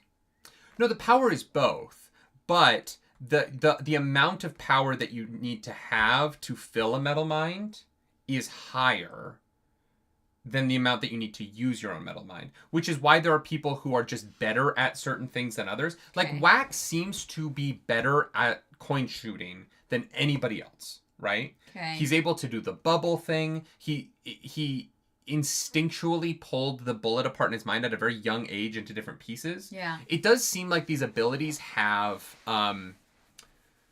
that not everyone has the same level of ability in everything. Okay. We saw that in Mistborn Era 1 with Lesta Bornis being this savant at Tin9, right? We saw it with Vin's ability to, this does seem to be a world where the magic system is not fair. It is an unfair system, which, most are, right? Yeah. Michael Phelps was the greatest swimmer in the world because his body replenished fucking lactic acid differently than other people. Oh, I thought he had weirdly long arms or something. He also had that, but he literally or his muscles didn't don't produce lactic acid or something, so he just doesn't get tired the same way that other people do, and so he's just genetically going to dominate swimming. Not fair. Right, which is why the whole transathlete thing is so stupid. Yes. No sports are fucking fair. The idea that sports are fair is so fucking ridiculous. Yeah. I'm 6'4". Of course I fucking was on the volleyball team in high school. A kid who's 5'7" was never gonna beat me. Yeah. That had nothing to do with the fact of our gender. I'm fucking, really tall people 9 shouldn't inches be allowed taller to than play them. sports because they're outside of the average. Yeah, but the idea that it's well, God, the NBA isn't fair because they're all tall, and it's yeah, of course they're fucking basketball players. Anyway, genetically, people are going to be genetically better than other people. Sorry, that's life. Yeah. The point is, there is... Tall is one of my favorite genders. There are levels of ability within the Scadrial system. Mm-hmm. And it does... the implication I think they're making is that if you have Terrace blood, you are technically ferrochemically able. Mm-hmm. You just maybe aren't able enough to fill a metal mind. Yeah. And that means that if you were to put this band on, you would still have to be Terrace. You would still have to be connected to that bloodline to use them. Because you would have to have a little bit of Terrace blood in you. Okay. But you wouldn't be able to fill your own. Okay. Yeah, I don't know. The thing is, clearly, our characters don't have the answers to these things, and so yeah. I did find this conversation, a little bit confusing, even though I did find it fascinating, right? Mm-hmm. How these powers are different and the potentials that we have for them in the future.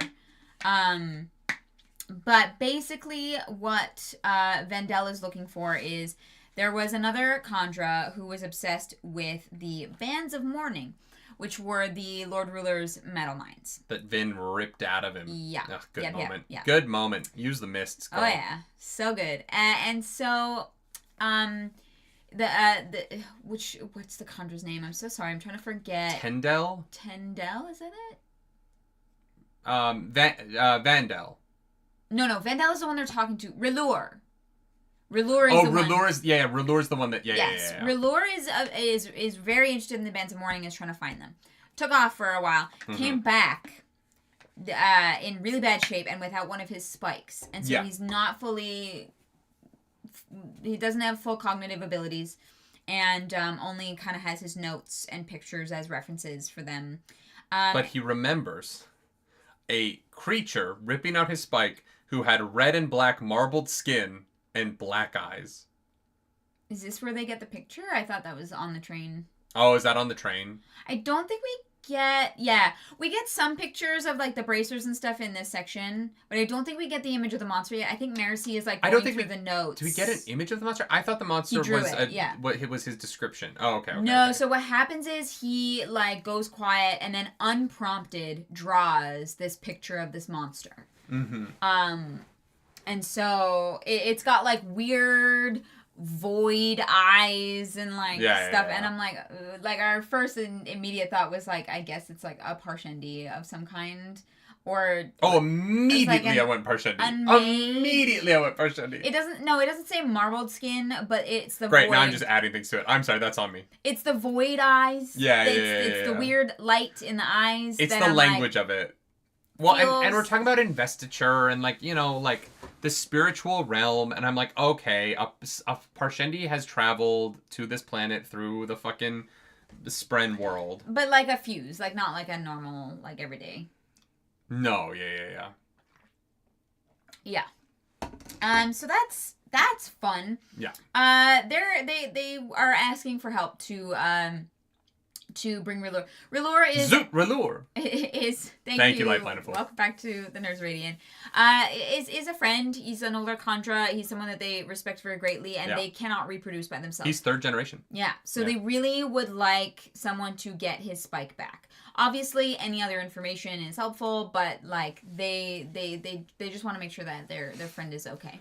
And Wax is like, I can't. I don't want to fucking work for God anymore. And then they're like, yeah, but your sister's there. And he's like, oh, fuck, fine. Yeah, here's a picture of Reor has a photo of his sister. And so Marasi is going to go and get the spike. And Wax is going to go and get his sister. And those things are probably going to be together. Probably. Chapter 4. They're like, all right, train leaves in 4 hours, and Steris has a conniption because she didn't have time to make a list, and so she has to like quickly make a list. A 27-page list is her quick list. Yeah, I mean, I'm assuming most of that list is like on hand, ready. I have a feeling that like 24 of those pages are her like backup list in case they need to flee at any moment. Yeah. And I think that she adds 3 pages for the specific mission. You know what? That could be true. I wish I was more like Steris, honestly. This seems like it would be so useful in so many situations, because I'm really good when we go to photo shoots about bringing way more than I could possibly need and being prepared. But at every other point in my life, I'm always underprepared. Yeah, no, I completely agree with you. It is definitely tricky to pack everything right, including SD cards. Oh my god. Batteries. Passports. So many. When you're driving to the Buffalo Bills game and you have to cross the border. That was a bad and you have day. to have your passport to get into the country. You made it to the game. Yeah. You only missed, like, what, 20 minutes? No, I didn't miss any of the game. Oh, well, there you go. See? But instead of showing up an hour early and getting to enjoy the tailgate, I was running to your seat, having a panic attack that I was going to miss this game that I spent so much money on. And Brandon and Jamie had to drive themselves. Yeah. And so they had to pay to park and, you know. Anyway, lists are great. We need a Steris in our life. We do. Do you think that Steris would be done for poly. a throuple? Yeah, this is what I'm saying. Can we find a throuple Steris? Yeah. Probably. I mean, look. Here's the problem for a person like Steris, that's like double the amount of scenarios they need to prepare for. Because they not only have to prepare for individual scenarios, but like duo scenarios. We really do. Like I enjoy the version of poly that we're doing. We really need to find a like permanent third who's really organized. You mean we need a manager? Yeah, but like a live-in manager who's like that we really like, really hot and great in bed. Great. Okay. Yeah. Anyone that fits that description, please have them email nerdynightly@gmail.com. We're now accepting applications. Oh man, to be our personal assistant / lover. If you're good at D&D and like great on camera, that is a benefit. Yeah. That helps for sure. Yeah. Jesus Christ. We have enough room in this place. Wait, Emberize, that's brilliant. We do a like The Bachelor. But it's us trying to find a third. But it's us trying to find a third who is also great at spreadsheets. And so we bring together 25 of the nerdiest women in Canada who are interested in joining a throuple. Okay. Does someone have any like connections at like Netflix or something? You know, Unicorn Manager Bachelor. There we go. Bachelor Unicorn Edition. Would it be Bachelor or Bachelorette then, though? So that's. I love that we could have competitions where we make them like organized real good. Yeah, because we have so many friends with ADD. We could give each one of our friends with ADD apartment, like a girl, and be like, hey, or guy, this would be we're both bi, like. That's true. We take them and we're like, we're going to judge how you organize our friend's house. You know, it'd be a fun competition. We get like 25 computers lined up, and we judge them based on how well they cable manage. Ooh, that's a good test, actually. Because I can build a computer, but I can't cable manage worth shit. No, that's true. One test we can have We're really is just looking for an employee that we give 33% of all the money we make. Sure, yeah. I mean, that works. That also is really good at guessing. This week's challenge, get us back to go to Japan. Al Gonzalez, that's perfect. God damn it. I want that so bad. I hate packing. Oh, God. Anyways. Oh. If anyone... Menage a trois. That's perfect. Menage a trois is so funny. Oh, my God. Oh, my God. Menage a trois. That's the name of the show. Nailed That's it. Yeah. Absolutely fucking nailed it. Incredible. All right. So... we're going on a trip. Back to the book. We're going to go to New Saren. Wax is coming, and he's worried Steris is going to, like, blow a fucking, like, vein in her forehead trying to get everything packed in 4 hours. It's very stressful, okay? Vandal also offers him a new earring, and he's like, no, fuck you. Get that out of here. Oh, and Vandal is like, hey, Wayne, can I have your corpse when you die? Your bones are really interesting. I'm kind of surprised Wayne didn't say yes. Yeah, it's just like organ donation. I'd say yes. Yeah. I don't care. I'm an organ donor. I just want you to cremate me, so like... No, if I die, make my body useful, please. For the love of God. Like, you know, yeah. I try and keep it in pretty good health. And so if something happens to me, someone else should benefit from all of that effort. You know what I'm saying? Yeah. Sweet and Savory says you could have a full Helldiver team easily. Unfortunately, my wife is not good at first-person shooters, so... I have won Fortnite games. Congratulations. We get... Just saying. We get Wayne heading off to Renette's. He leaves her a notebook and is like, I am done bothering you. Yeah, we go through this whole system of trades, which actually was very funny. I did that part of the humor of Wayne. I actually thought was fun. No, because he.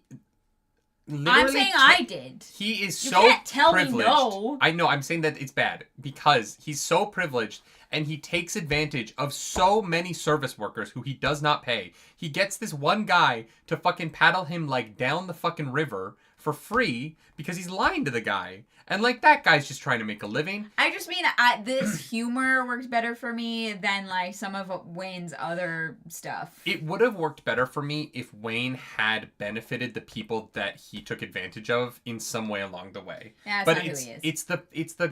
It's the fact that particularly the boat guy, the fact that he gets a guy to work for him for free by fucking him over, that I'm like, yeah. That sucks. Yeah. Like, that's not cool, man. You live in a fucking, like, mansion in this city. Yeah. For free. You have all of the money in the fucking world. And you're, like, taking advantage of this guy that drives a gondola all day. That sucks to me. And like, look, I have a lot of anger about this because I was a fucking service worker in New York City. And I've seen the way rich people treat poor people. And yes, I have I'm not about it. I tip real fucking good, okay? Because I know what that kind of work is. I know what it is to be in that position. I know how hard it is to do that day in and day out. And so, yeah, when I see Wayne from his fucking, like, ivory tower going around treating people like that, I'm like, all right. Yeah, that sucks, man. It sucks that you did that to that guy because he's trying to make a living and you don't have to worry about that at all. You can spend aluminum bullets at the bar and buy a round for everybody because you are so wealthy that money literally doesn't matter. Take care of just pay the guy. Just pay him in whatever weird shit you want to pay him in, but make it worth his time. All right. Yeah. I will get unreasonably frustrated when rich people take advantage of people. That's a nerdy thing. And if you have a problem with it, fine. I don't think anyone is surprised by that. I know. I just like, dude, don't completely fuck him over. That's not fun. Yeah. Yeah. So that you can go break up with a woman who has been a lesbian for 15 years, to your knowledge. Yeah. Yeah. He does take a moment to be like, is there any chance of a threesome? Before he finally moves on. But, hilarious. Renette... I can't say anything about that, but... Well, it's not like... Well... You haven't been the one to, like, bring it up first. No, I know. Yeah, so it's fine. We're way too open on this show. We need to stop. I don't know about that. We need to stop. We're not naming names. We need to be stopped. We're not naming names. It's fine. Chapter 5. They leave the train. They get on the train, they leave. They get out of here. I love that Renette is like, thank you. Thank you. Thank you. I hate you, but yeah. Thank you. Yeah.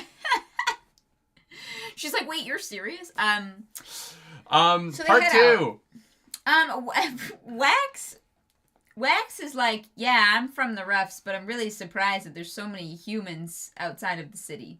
Yeah. Which was... I only spent 20 years outside the city. That seemed a little bit odd to me, but I think we figured out that he was in, like, the complete opposite direction. Yeah. So I'm like, okay, it makes a little more sense. But it just really highlights that Wax is, like, pretty out of touch. Yeah. With anything that's not in the actual city. And even the stuff in the city, he's not super in tune with.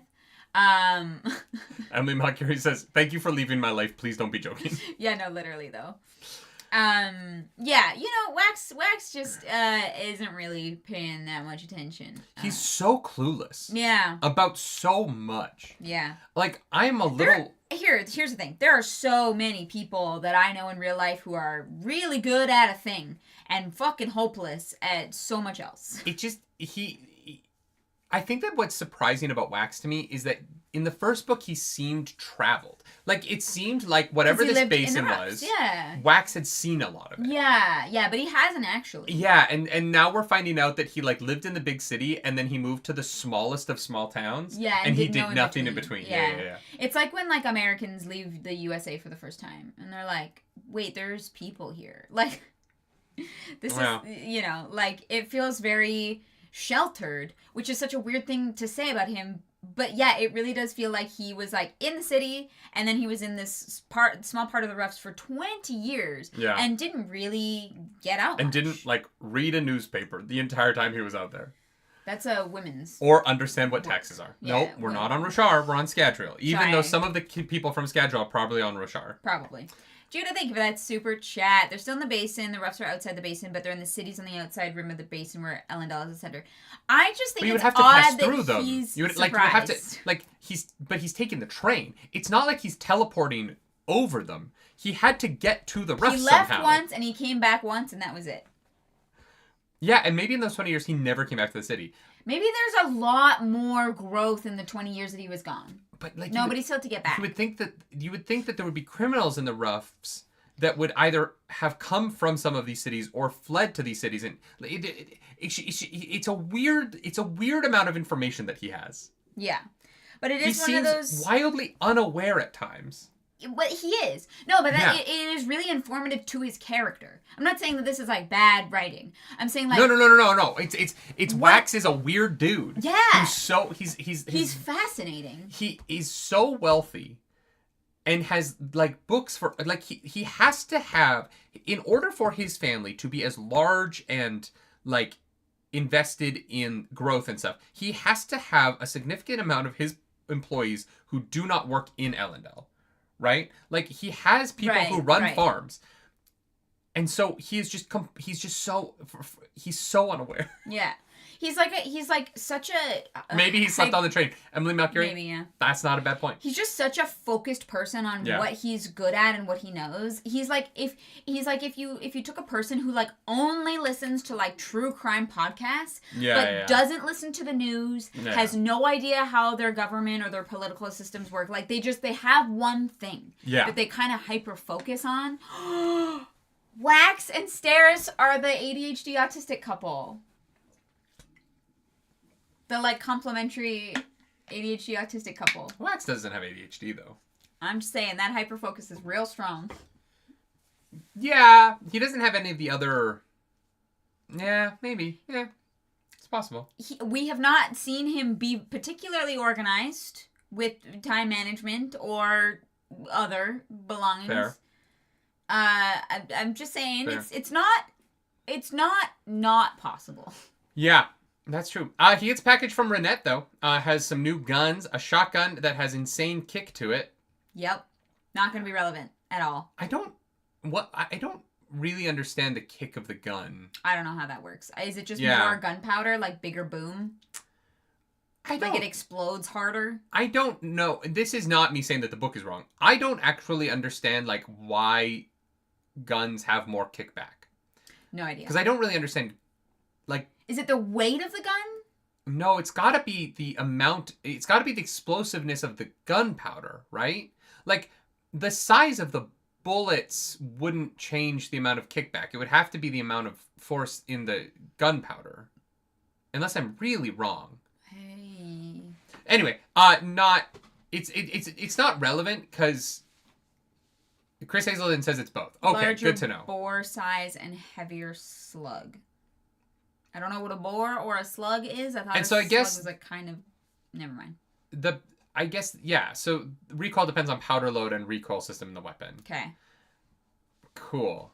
This made me think. I've shot guns a couple times in my life, but I'm not a big gun guy. This made me think about it because I was like, I feel like he would need different gunpowder for this gun than his other guns in order for it to be such a significant change. Because we're not talking about the difference between like a pistol and an AK-47, right? I can shoot both of those guns. I can shoot like a 50 caliber rifle. We're talking about a gun with so much force that you would need to have an inhuman amount of weight to use it. Uh-huh. And that's the leap that I think I don't quite understand. Blue Sun says the more weight forward, the bigger momentum backward. Right. But we're talking about a gun that is so powerful that he has to have a magical weight increase to use it. So it's got to be a larger or a faster bullet. It doesn't have to be the right, but I'm saying that like does it faster. The size of weapons that we have on Earth, it would have to be so large, right? Because James Ross says the gun would not work in real life, nerdy. It's an anime gun at this point, but it has to be small enough that Steris can carry it, and she's not exactly a fucking like weightlifter. Yeah. And so what this gun is in my head, I can't make this one work in my head. It has to be a fantasy thing.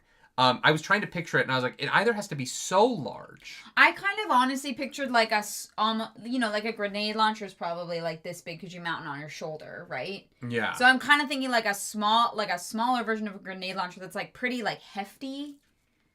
But it does. I don't know. But in order for the comedy of the scene to work, it has to be regular looking enough that people think it's going to fire like a regular gun. Well, yeah, I mean, because it looks like a gun. It just is a big gun. That's not weird to me. Okay. Like, I'm not, I would see a gun and be like, that is gun-shaped, therefore gun. And be like, I can shoot gun. Like, yeah. Especially in the middle of a fight. When there's a million things going on. You're like, gun, shoot, like. Yeah. Michael Kielski says the gun could probably blow a man-sized hole in a stone wall, though. Yeah. Probably. Yeah, you know what? Probably. It's the Men in Black gun. Oh my gosh. Yeah, no, I guess it was just, it was, yeah, trying to fit the gun into Steris picking it up thinking it's a regular shotgun was what kind of broke my brain. Right. About this. But anyway, it doesn't matter. It's cool. And then there's these 3 sphere and cord contraptions that can be popped open by Allomancy, which is rad. So then they stop at a train station along the way, and Wax witnesses a protest against taxation of the train lines and the water lines that is causing over-taxation of the people who live outside Elendil, who feel like they're not getting enough out of the bargain. And so he's like, hey, Steris, do you know anything about protests outside the city? And she's like, yeah, of course I do. Everybody knows about that. Why don't you know about that? Yeah.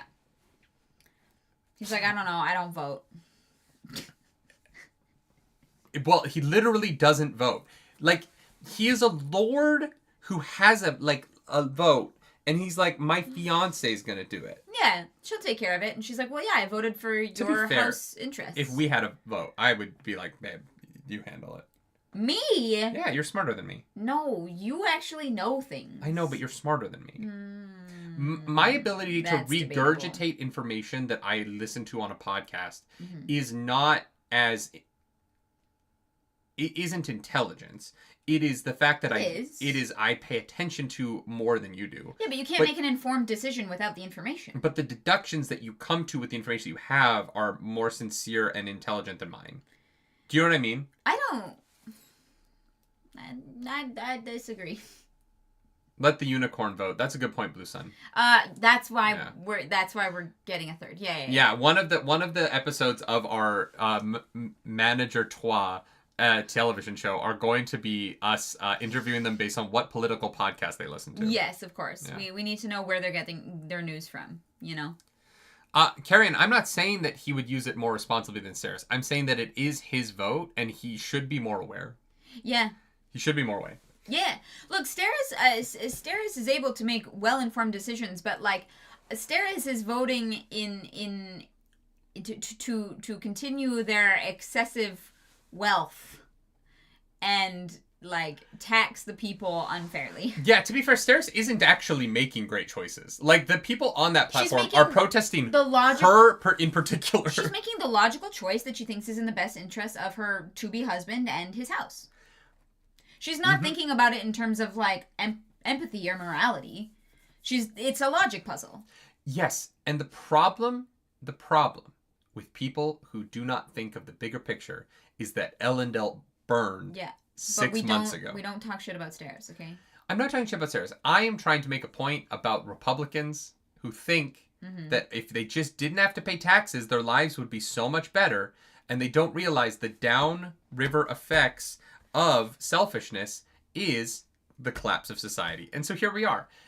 People who think that because they could have $5 more in their bank account,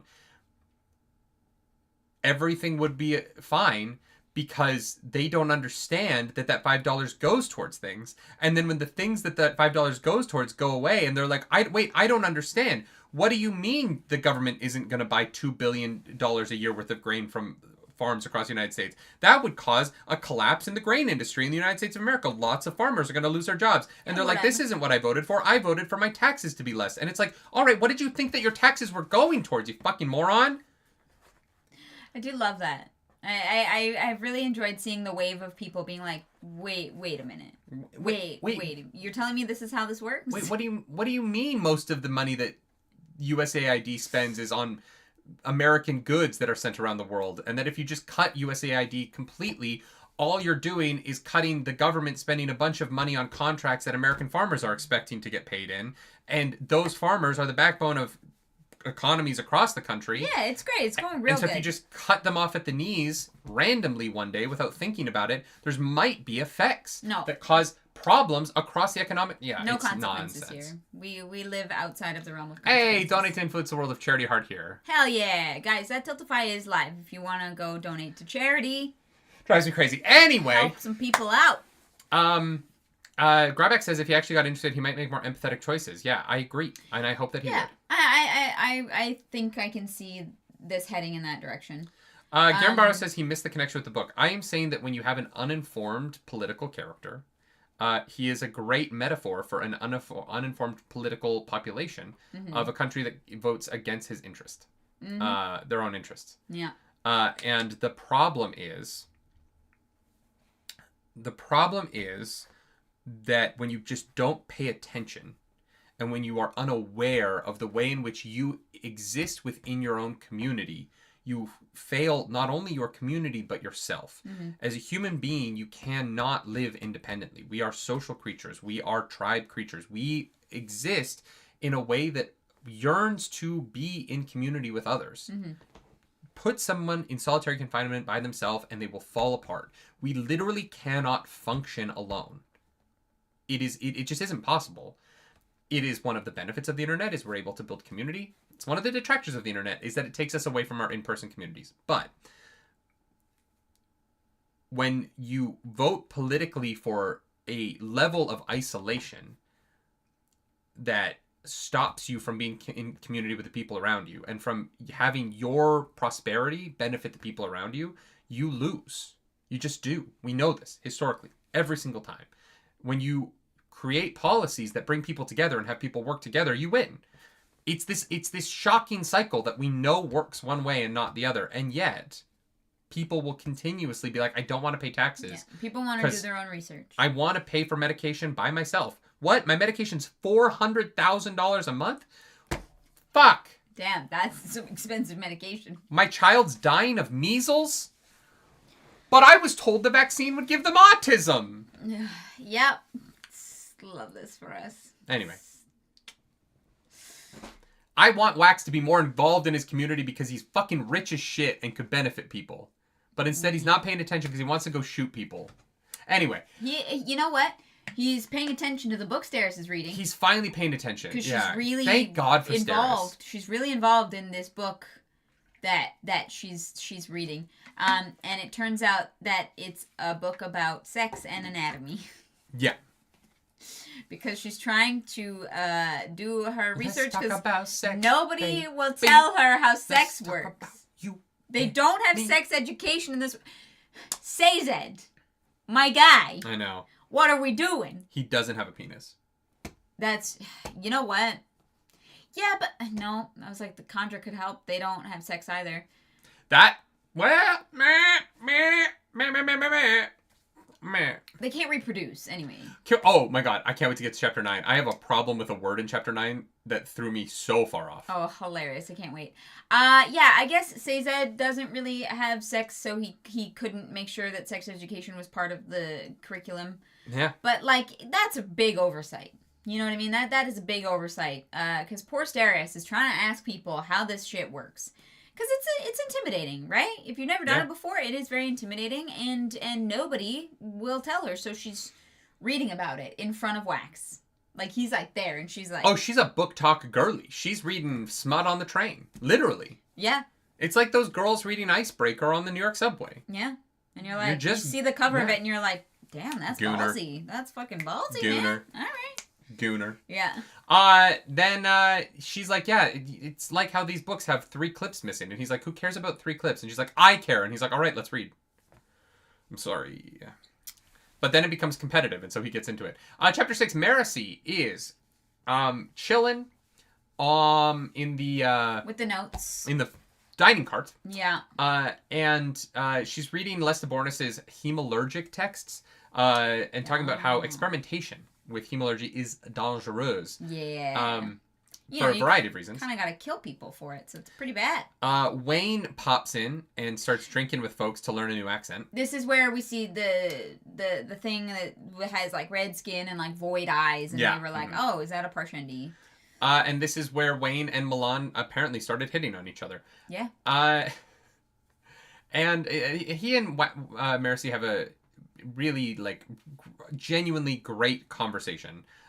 Mostly because of Marcy's point of view in it, where she is it's usually that really really honest about how she feels being in Wax's shadow, yeah, and how he overshadows both of them really. Yeah, and it's one of those things where I don't feel like Wayne has ever wanted to step out of that shadow, which is why Wayne is a little stunted in his growth as a person. I completely disagree. Wayne likes the shadow because it allows him to behave the way that he behaves, and if he didn't have Wax's shadow to hide in, he would have to. He would face consequences for his actions. Yeah, I mean, I think that's kind of what I said, just with a different like emotion attached to it. Whether or not it's intentional or not, it is really tough to know. Sure. Intentional or not, because I agree with you. Using it to avoid consequences for what he does. Yeah. Yeah. And Wax allows that. Yeah. That's true. She then is going through the papers and finds earring that Vandel's really trying. Oh, we skipped over it, but I love that Vandal was like, me? In the field? No. Not on your fucking life. I ain't built for that shit. No. I collect and I take care of these bones. I don't put these bones in danger. You weirdos. Oh, he was also like, yeah, he has Breeze's hands. Oh my god. Yeah. He has Breeze's... Simple Breeze said I could have them. So I kept them, obviously. He's got really great metacarpals or and something. so Wax has shook his ancestors' hands. That was wild. That was crazy. That was hilarious. That's the kind of cool shit that I like about. That was fantastic. Yeah. Guillermo, say that super chat. Thank you for that super chat. Let's go. By the way, where did you land on Lesabornis' idea of asking terminally ill and elderly Metalborn to sacrifice in order to create new spikes? It's like organ donation. I would donate my body to science. So. Yeah, okay, but what if you had to be alive and they had to shove a metal rod through your living body? Okay, it's better than fucking, like, dying of, like, my brain has deteriorated to where I can't swallow by myself and I'm drowning in my own spit. Like... I think there's a difference between terminally ill and elderly. Like, how old are we talking? You know what I mean? How close to death? Because...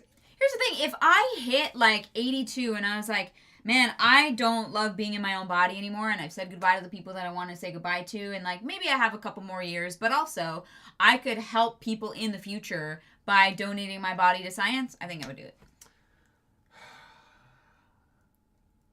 Yeah. Yeah. Oh, yeah, you can have anesthesia. They can put you under. You don't have to be awake Do while we they know stab that you can have anesthesia? I don't know that we know that. It would make it better, but I don't know that we know that. They could, like, knock you out first, like, clock you over the head at least. Yeah. Look, if I was, like, dying, like 20 years from now, when I have prostate cancer and I'm dying, then I would be more open. If they're like, hey, you got, like, 3 months, and my hair's falling out, I'm not doing good, then that's one thing. The elderly, I'm like... My great-grandmother lived to be 98 and had a pretty good fucking life. Yeah, but it's not like, hey, you turned 65, time to give up your body. It sounds like it's voluntary. Yeah, that's true. And that's the thing, is I think this idea, I support 100%. The issue with it is the amount of regulations it would need to make sure that everybody is involved of their own free will. Yeah. Right? That they're not, like, no one's paying these people to die, like, in a weird, like, taking advantage of way. Well, I wouldn't mind if, well, see, that makes it weird, because there's part of me, it's like, if you were to, like... Pay someone. Pay their, like, if they died and their, children got a stipend for it. Yeah. But then you are incentivizing... Then you open the door. Yeah. Then you open the door to that kind of manipulation, which I think is incredibly difficult to navigate, and I don't even know if it's possible. Although, I also don't know... I feel like there would be... Just realistically, because of the power that you have... I feel like it would be difficult to... Unless you squander your own wealth, be metalborn, and not find a way to enrich yourself from it.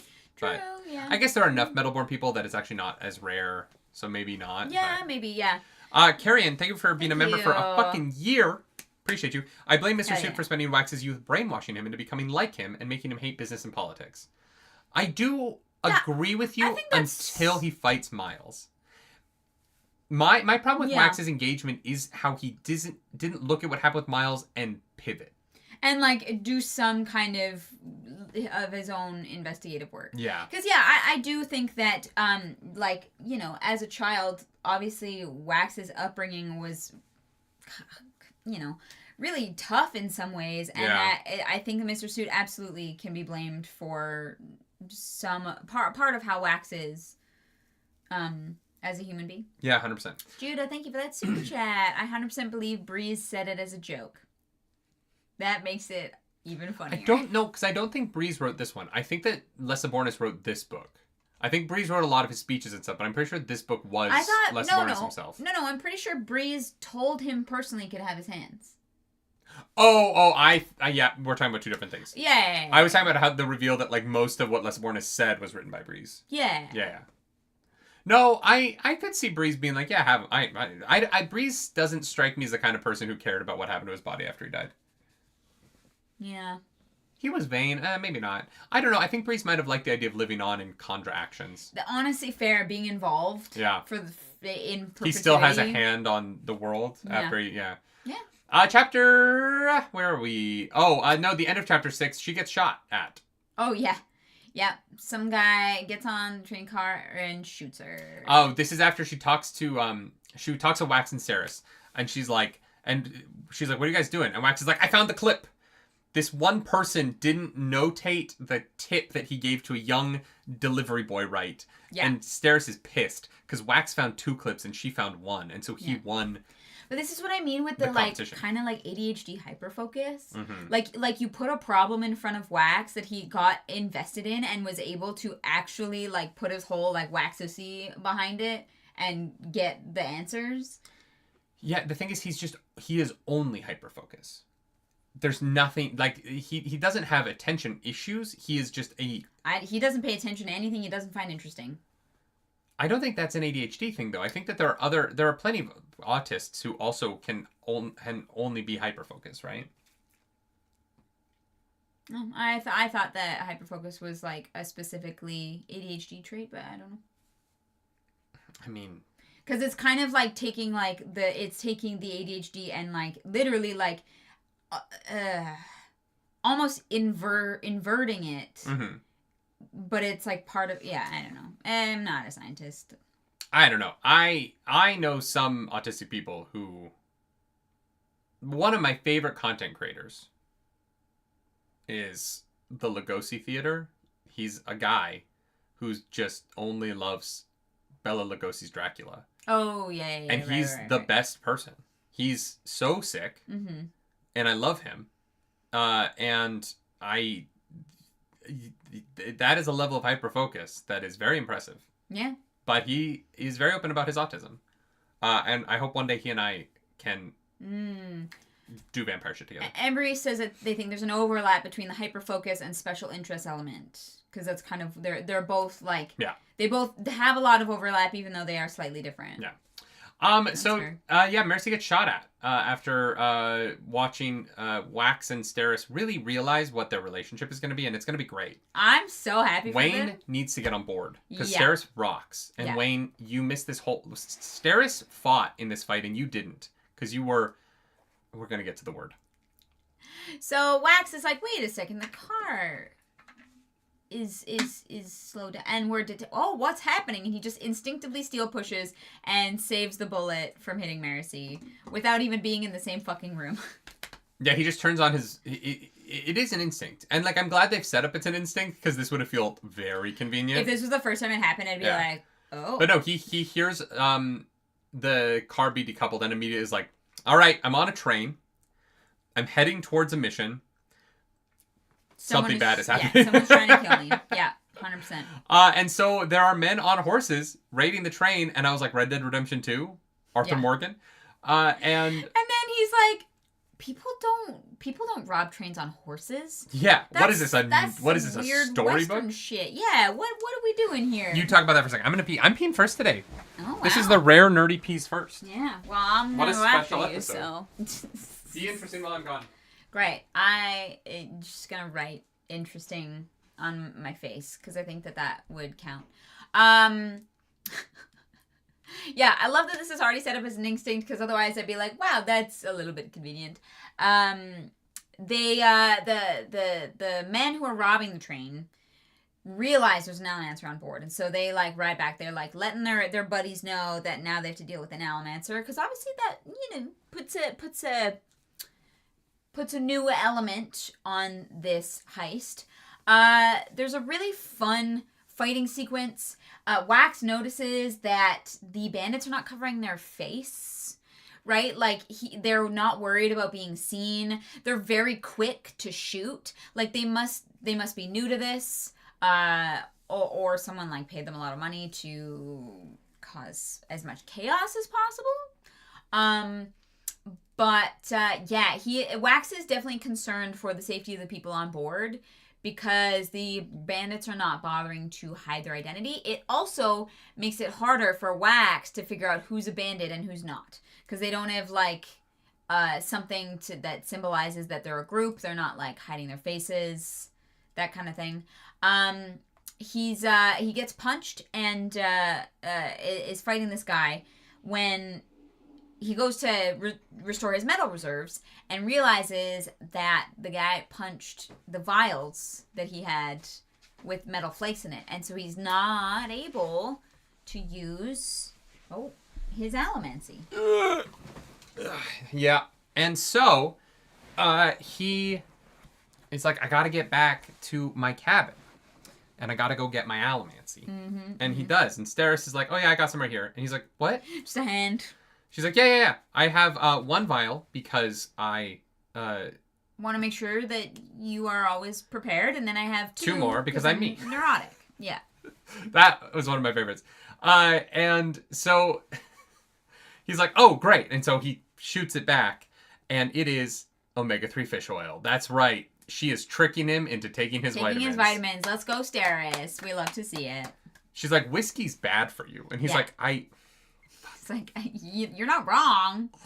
I can't imagine thinking I'm going to have a shot of whiskey. And then having, like... And getting fish oil in my mouth. Yeah, like, I'll take a fish oil... I will take a fish oil supplement, you know what I mean? In the pill. But the idea of taking the fish oil raw... You know how I learned to take pills? Is that I had to chew fish oil pills because I couldn't swallow them. Because my mom was like, you gotta take your vitamins. And I couldn't... Oh my god. They were like, like the big ones, right? Because they're the fish oil ones. And I couldn't. And so I learned to swallow pills because I couldn't chew them anymore. Like, it was the most horrendous experience of my life that I remember very vividly. I've never had a problem with pills. Oh, yeah. I couldn't do it. I couldn't do it until I was like 13 or 14. Like, I... could not swallow pills. I never took like Tylenol. Yeah. I could only do like cough syrup and stuff like that. Like I could never take anything. I think because I was in the hospital so much as a kid. And like I had to take, so many medications when I was really young. Yeah. I just kind of, I think that I was just, I think there was a weird like being around it so much I just didn't think about it. Yeah. Yeah. Yeah. No, it was a bad time. It was a rough time. Like now I can like dry swallow most pills. Like, I don't even need, like, a liquid with it. No, yeah, I wouldn't say most. They kind of have to be, like, a certain size or less. Like, I wouldn't dry swallow, like, a fish oil pill. Those ones are a good shape. I can dry swallow those because of the shape of them. The ones that I struggle with are the ones that are, like, a little bit powdery, where they stick. Those are the ones I can't do. That don't have a gel casing? Yeah. Yeah, I feel you. Or the Tylenols that are, I don't know if it's Tylenols. One of them have, like, a flavor coating. The red ones. Is almost impossible to dry swallow. Oh, really? Because it just sticks to the back of your tongue, and then it like bounces on your uvula. It's like sugary. Yeah. It's the ones that dissolve faster in your mouth. Those are the ones that are harder to dry swallow because they'll stick to something. Yeah. Anyway, not what the book is about. The book is about Steris being the fucking best. So Wax leaves Steris and Marasi together. And Marasi kills a guy. Like, straight up just shoots him in the head. And he pulls, like, a fucking, like, woman in. And he's like, don't shoot, I'll kill this woman. And then Marasi's like, bang, straight to the forehead. And we haven't talked about this guy. Wax has a butler with them. Who's mostly there for comedic relief. Because he's like, what do you mean this happens all the time? I'm a valet. I'm good at tying a cravat. And he's like, well, you could have killed that woman. And Marasi's like, shut the fuck up. Hey guy, hey guy, shut the fuck up. I'll kill you too. She means it. And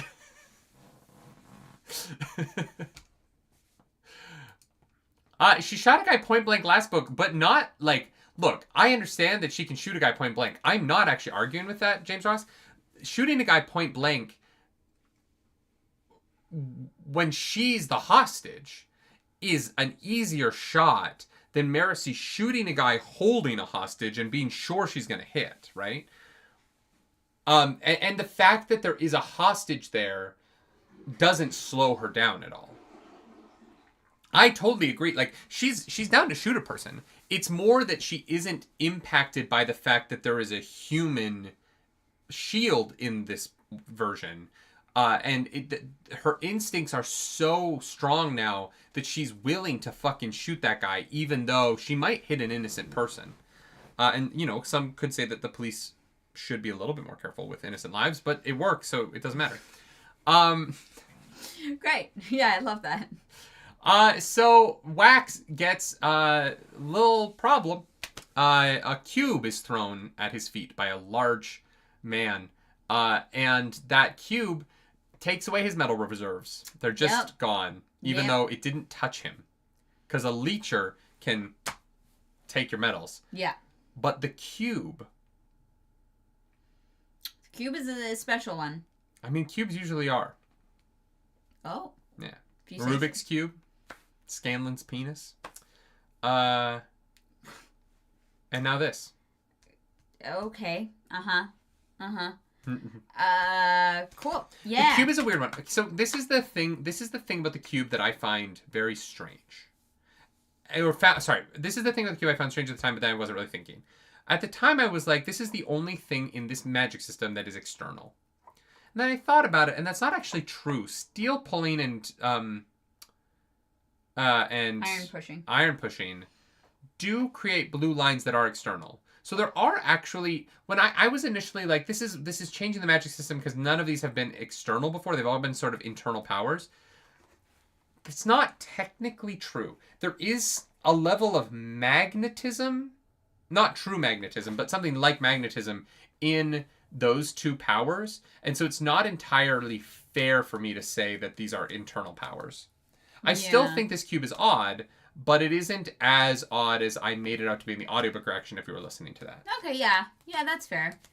I mean, it is very clear that there are aspects of this magic system that are unexplored or partially explored. So I'm like, okay, yeah, a cube that can do a thing that, like, an Elementor can do, that's gonna cause problems.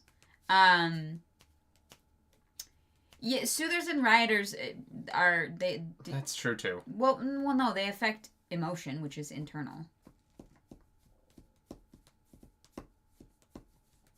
Yeah, but they still affect something outside of themselves. Sort of the speed bubbles. Yeah, most of them. You know what? You're right. I guess this just feels different. It just feels different because it's an item doing something, and not a person doing something. It is absolutely different. And I think that's what I meant. It's not a person. It's an item. Mm-hmm. And so the external internal thing is the wrong way to phrase it. It is weird to have an item get thrown on the ground and it affect the metals inside the stomach of another person without someone burning or ferrochemically doing something. Yeah. Is why it feels different. Yeah. It's their first Fabrial. Gryback is right. It's the first magical device we've seen that is either remotely or time activated. Yeah. Yeah. Because it doesn't activate when Marcy pulls it out of her pocket again later. Yeah, there's got to be some switch or... I also was confused because I thought it was an area of effect thing, but it only affects Wax. It didn't affect the other... The pewter arm. No, the coin pusher in the room. Oh, I thought he was... No, not pewter. Sorry. He's a coin shot. Oh, for some reason I thought he was like super big and bulky. He's super big and bulky, but no, because Wax is like, he could just launch metal at me, but he doesn't. He seems to enjoy hand-to-hand combat. Right. Yeah. He just likes to beat up people. Yeah. And so, Embry says, first time theory could be that the treasure on his grappling hooks where you can pull the switch with allomancy. Oh, he's a coin shot. But if it's an ability that blocks out, but if it's no, because it has to have something to do with aluminum, and so I don't think you'd be able to push an aluminum switch with allomancy, right? No, the switch. Here's the thing: the entire thing doesn't have to be aluminum. If there's a different metal switch in that you can throw it at someone and then activate from a distance, right? So you would be able to. So you would be able to influence it from the inside, or you can influence it from the outside of the... I don't know. Well, let's wait until it gets explained. I don't want to try and figure it out right now. I'm sure Wax is going to investigate it and see like what metals and parts and such are in there. For sure. It probably the next chapter when we get back. Yeah. That might be why we're reacting to chapter 10. There you go. And so they fight. And the large man uses Renette's gun And he's like, what the fuck? And the blast of it saves Wax from dying. Pretty much, yeah, because it startles him so badly. And then and it also they get up on the roof. Up his hand. And they keep fighting. And Steris shows up and fires a shotgun. And she flies off the train. Thank you. You're welcome. Yeah. I'm incredibly grateful that we did not stop reading there, because that would have been rude as hell. But we don't stop reading there. We get Wax, who gets to... he literally gets a vial, like, downs it immediately. You're good. You're good. Okay. Like... downs it immediately, jumps off the train, uses a shotgun on the surface of the water to, No. No. Steris falls. Yeah. She drops the shotgun and it's below her. Yeah. And but so he's able to bounce it off of the surface of the water, right? No. The viscosity of the water means that the shotgun doesn't have to get all the way to the ground before he's able to push up. Oh, I think I messed up surface tension with viscosity. No. So the book is saying that because of the viscosity of water, his downward push doesn't shove the gun down. It pushes them up as the gun is falling. Okay. Because the water can only be displaced so quickly by their weight. Yeah, okay. Yeah. And so he has to like do mental math differently about his downward thrust because the viscosity of the water changes what the reactionary force that is pushed up against him. Okay. Yeah. Okay, cool. Yeah. I was I just think I got that confused. Anyways, so he saves her life. Saves her. It's all good. She's like super into it. She goes back with him. There's also something interesting about the effect of the cube, which and this is something I don't fully understand about it or about aluminum in general. The cube only affects the metal in his stomach, not in his belt. Yeah. And I'm not sure why yet. I think that the answer has to be that it doesn't actually affect the metal in his stomach until he tries to burn it. Right? Like, I don't think the cube... So I think that if the metal You don't think the cube works unless the person's already burning metal. Because he kind of has this bubble up at all times. And so he is already burning. I don't... Yes. Yeah. I think that if... Because it doesn't make sense to me that the cube would vanish metals that aren't... So the cube has to not actually be about the metal in him. It has to be about impacting the burning process to change the burning process into not working, not making the metals vanish. Because the metals still have to be burnt away. But the metals have to vanish, otherwise he could just use them again later. No. What I'm saying is that the cube plus burning makes the metals burn away but not get used. They don't give him powers, but they still burn away. Yeah. But immediately. It doesn't make them just vanish. Well, then but if it burns them all in an immediate thing, it would use them and like if the metals burned away that fast, things would fly. Like no, I'm saying that, but that's what I'm saying. It affects the burning process so that no steel pushing happens. Mm-hmm. Right? I don't know. It just instant burns everything in you and nothing happens. But I think that if Wax were to not be burning something when the cube landed nearby, the metals in his stomach would just stay there. If he wasn't and not be affected. Maybe, It's only when he burns that the cube causes his burning process to change. Unless something happens to the metals when they are ingested. Because if you threw this cube into a mine and it disappeared all the metals, like, that would be insane.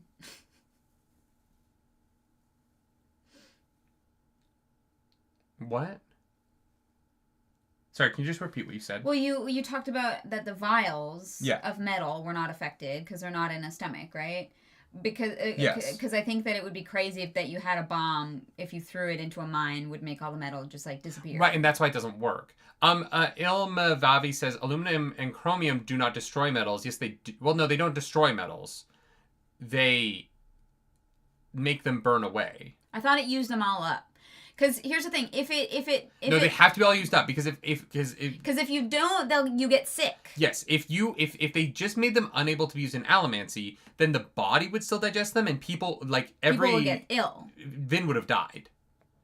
Right, yeah. She would have processed so many different metals in the prison. The aluminum the aluminum has to be an effect on the burning process that causes the burn to change, the burning process to change, not the metal itself. No, they don't become inert metals, because if they become inert metals, you would get sick every time you used aluminum.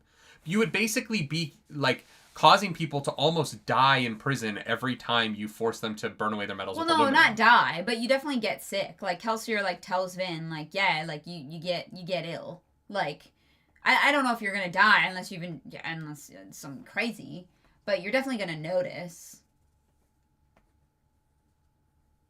Yeah. Look, I've never swallowed lead before, so we have never seen people get sick after burning aluminum. Mm-hmm. And it's never been mentioned that people get sick after burning aluminum. No. So but Kelsier mentions aluminum has to make it so the burning process burns the metal away so that you don't... Or else Vin would have... Like, when Sazed saved Vin, she would have just vomited everywhere. Right. Right? Or she would have had, crazy diarrhea. But she's fine. Because it has to be about affecting the burning process. Because if the aluminum just... Because here's the thing. If this aluminum bomb, whatever it is... makes metals inert, then it shouldn't only affect the metals in his stomach. It should also make the metals on his belt inert, which it doesn't. Yeah. Because the metals that he swallows from his belt still work. So it can't just be that it makes things inert, because that doesn't work with this scene. It has to be that it affects the burning process in a way. Mm-hmm. So it is established in Mistborn Era 1 that people do get sick from their own metals. You have to burn it all before you go to sleep, because if you sleep with it in and digest it, you get sick. That is established in the book. Yeah, you have to burn all your metals before you fall asleep. Yeah, so Marasi, if she eats cadmium, would have to burn those before she goes to sleep. Otherwise, she would get ill, as established in Mistborn Era 1. Wait, that causes a problem. Because she can't burn them without the power happening, right? Mm-hmm. So does that mean that, 10 minutes before bed, Marasi... Wait, that doesn't make any fucking sense. So every time Marasi takes cadmium, she has to let the world speed by her for day? That doesn't work at all. Well, not days. Yes, her ability can last days. It can, depending on how much she takes, right? I guess she could vomit them. Yeah, that's not good for you. Yeah. So we found a discrepancy between Era 1 and Era 2. But Marasi is like, oh, I learned my lesson. I'm going to make sure that I have cadmium when shit goes down. So maybe she just means on her. Maybe she hasn't drank it that often. I don't know. I'm just saying. Oh, no. She has aluminum. Oh, no, wait. She's not an aluminum mystic. No, she can't do burn that. It. No. Maybe she stops by a lurcher. Oh, no, actually, no. That's a great use for a leecher. Yeah. You know what I mean? She's wealthy enough. She comes from a big enough family. She could literally have a leecher. Just burn them out before bed. Yeah. Interesting. Burn them out before bed. That's fascinating. Johnny Coleman, thank you for that super chat. You can burn metals without using the power? Can you? I don't think you can.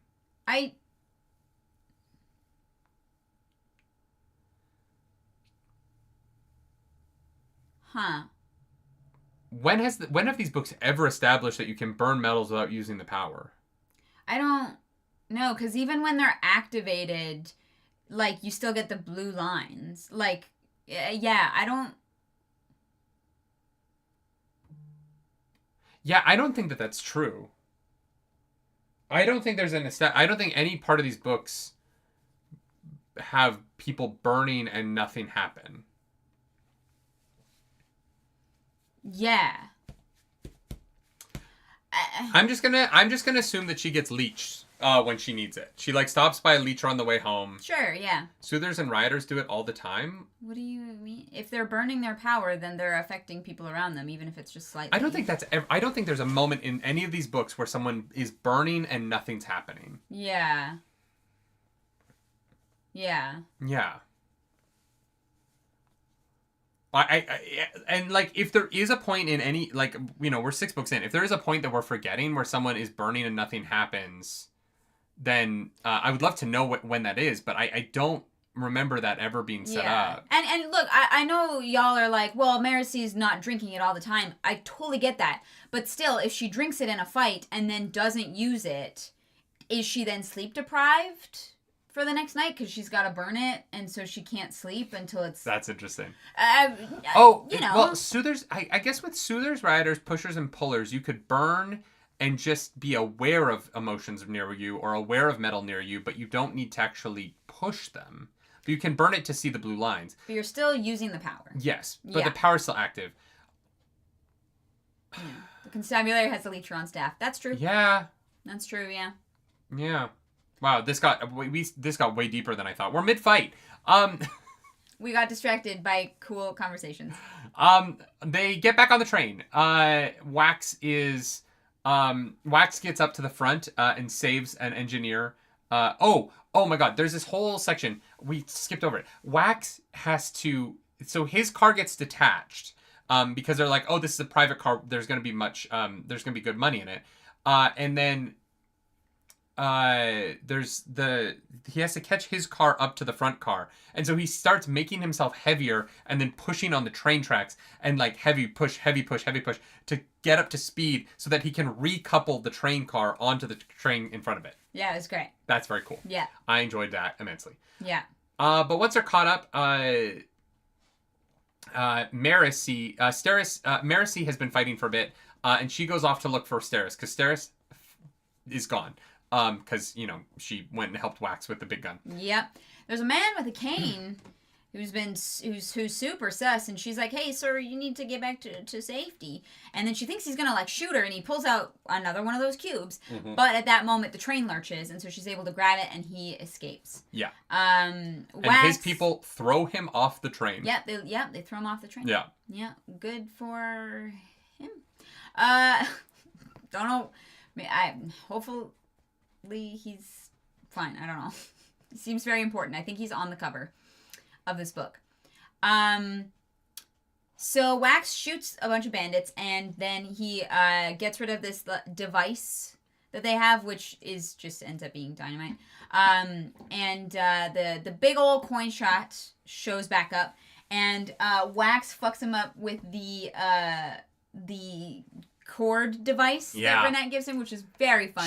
He wraps it around his foot and then gets the hook into a tree, and he just gets yanked off the tree. Fabulous. It's very, very, very well done. And so they all fuck off the train, and Maricy puts them in a slow boat. Well, no, they're all on top of the train. So the guy with the cane gets thrown off. Yeah.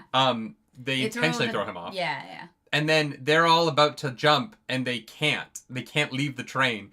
And Wax throws like is it a wrench? He throws something at them, and it gets caught in the air and starts to move slower. Oh, like a rock or something. Yeah, yeah. And so Maricy is like she's like as close to them intentionally as she can be, and slowing them down so that they can get taken in for questioning. I love this use of her. I love that they're finding uses for her powers. You know what I mean? Like I think it is actually really interesting. The way in which Maricy was like, my powers are useless. And now she's like the ultimate... No. She has the ultimate cop power. Yeah. Which is keeping people restrained, but not dead until the cops can arrive. Yeah. Wax has a great military power where he's like, I'm going to kill people. Yeah. And Maricy's like, I am going to make sure that people face justice in a court of law. Hell yeah. We love to see it. And Chapter 9. Yeah, we get to the... That was the last chapter we reacted to. We reacted to 6 this week. So go... If you got one of those... Guillermo Barros GIFs. Go check them out. Go watch the reactions. Thank you, Guillermo. We had a wonderful conversation at the end of that reaction that you should definitely and watch. It's so inappropriate. It's really important, actually, for your health. I'm never going to make it into a short because it's too inappropriate. Yeah. Chapter 9, they get to the train station, and there's some doctors and surgeons there helping people out. We find out that this is all due to the Night Street gang. So they are an established gang, but it's the first time they've done a big train heist like this, which is why they're dumb. Oh, I thought it was the Ninth Street. No, Night Street gang. Misheard that. No, it's not New York. I think that sometimes there are words like that because I listen to the audiobook so fast when we're not reacting. Ninth and Night. Yeah, where at like 2 times 2 I'm like, oh, 9th Street, okay. Yeah, Ninth for sure. Street. Yeah. But yeah, they've never attacked a train before, which is why they use horses like goofums. And the constable's like, "Can you help us with these guys? Round them up." And Wax is like, I mean, places to be, people to do. Wax says that they shouldn't have done this, right? But if he wasn't there, it would have worked. And in fact, I think it did work. They did succeed. Like, he's like, yeah, these amateurs with their horses. I'm like, they won, dude. He's just a judgy bitch. That's all. Yeah. That's really what this is. That's true. Yeah. Let's be honest. And so he's like, God, I gotta go find Wayne. I'm really worried about him. He might be dead or kidnapped. This is where we find out Milan's standards are very low. Real low. Look, Milan is old. Yeah, that's true. At that point, she's like, I'll fuck anything. Yeah, she's like, I don't really care. This is just funsies. Anyways, they find Wayne and Milan in the secret compartment underneath of the floor. Half naked. And canoodling. Milan is titties out. We didn't get to see Milan's titties because there was no description, but Marcy got to see Milan's titties. I do feel like this is the first time we've had titties out in a Brando Sando book. Were there any nude scenes in the Wheel of Time books that he didn't have a choice for? Oh yeah, when Matt is saying that it's okay for him to ogle the slave because she's basically naked. Because she's naked for his pleasure. Yeah. That scene that. Yeah. Mm-hmm. But it's his first own series, I think. You know? Yeah. Have we had titties out in? No, I think there were some titties in Warbreaker. Oh, where she got bathed. Yeah. Yeah. That's fair. Vin was nude after wedding night. No, we've had titties out before. Yeah. Okay. We're wrong. Yeah, that's fair. And Milan and Wayne. Okay, can we talk about it? Can we talk about the word that I just feel what is this word? Out of place to me? What word? Snogging. Oh, I noticed that too. I was like, wait a second. Brandon Sanderson is not British. It's such, like, this series is so, like, American West. Yeah. That one was interesting. Snogging felt so weird. Yeah. Yeah. You know what I mean? No, I did notice it. Oh, Yasna's bath. Yeah, Shallan does admire Yasna's titties. Oh, you're right. Yeah, we're wrong. We're wrong. Yeah. Snogging felt so strange. Yeah. Here's the thing. It felt strange to me because I know Brandon Sanderson is not British. Yeah. That was the only reason that it stood out to me. Not because, like, in the world, it doesn't work because, you know, English is... Wayne is Cockney? Guys, Cockney doesn't exist. I don't think Wayne's ever said in it. It did feel out from Wayne, but did from Milan. That's fair. You know what? That is fair too. Yeah, I don't know. It's just that it was a weirdly random word that I. Yeah. Yeah, I don't know. I found snogging, and there's a number of reasons for it. Number one. Do adults use that word? Yes, that's what it is. Are you British, and can you tell us? Snogging to me is a word used by adults? Like a Harry Potter word, because it is how 13-year-olds describe kissing. Yeah. It's like, it's even in British slang, snogging to me is like children making out for the first time. Yeah. Not two adults topless, like getting like randy in the floor. Yeah. Which is a crazy time. Cockney doesn't exist in this book. Look, I get it. Cockney is a real thing in the real world. This book takes place on a planet called Scadrial, where Britain doesn't exist. Yeah. You guys. And look, I know Britain is very upset about that. Britain would like to exist everywhere. I mean, at they all used times. to. But that is not the case in this fantasy world. Yeah, I don't know. There was something so... As, like, North Americans, we were like, whoa! Yeah. Anyways, And Milan's she's like, yeah, he hasn't had a good snog in a while. And I was like, what is this? Yeah. It's very weird to me. I also just can't imagine Wayne would be a great kisser, but that's me. He hasn't kissed anyone in 15 years. Yeah. Every planet has an east end. Sure. You know what? Yeah. Everywhere's got a north, so I guess that's true. Yeah. Yeah. So that's that we're just really it was weird to me. That's all. Yeah. We finish off with a little Steris doing some needlework, and Marcy's like, "Hey, Steris not doing great." And Wax is like, "What do you mean? She's doing needlework." And Marcy's like, "Yeah, she fucking hates needlework, you idiot.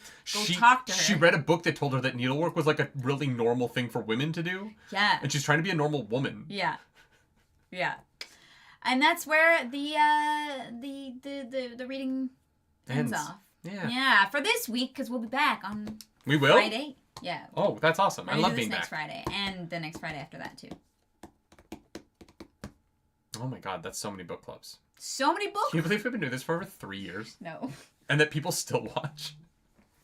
What are you doing here? God damn. Oh, man.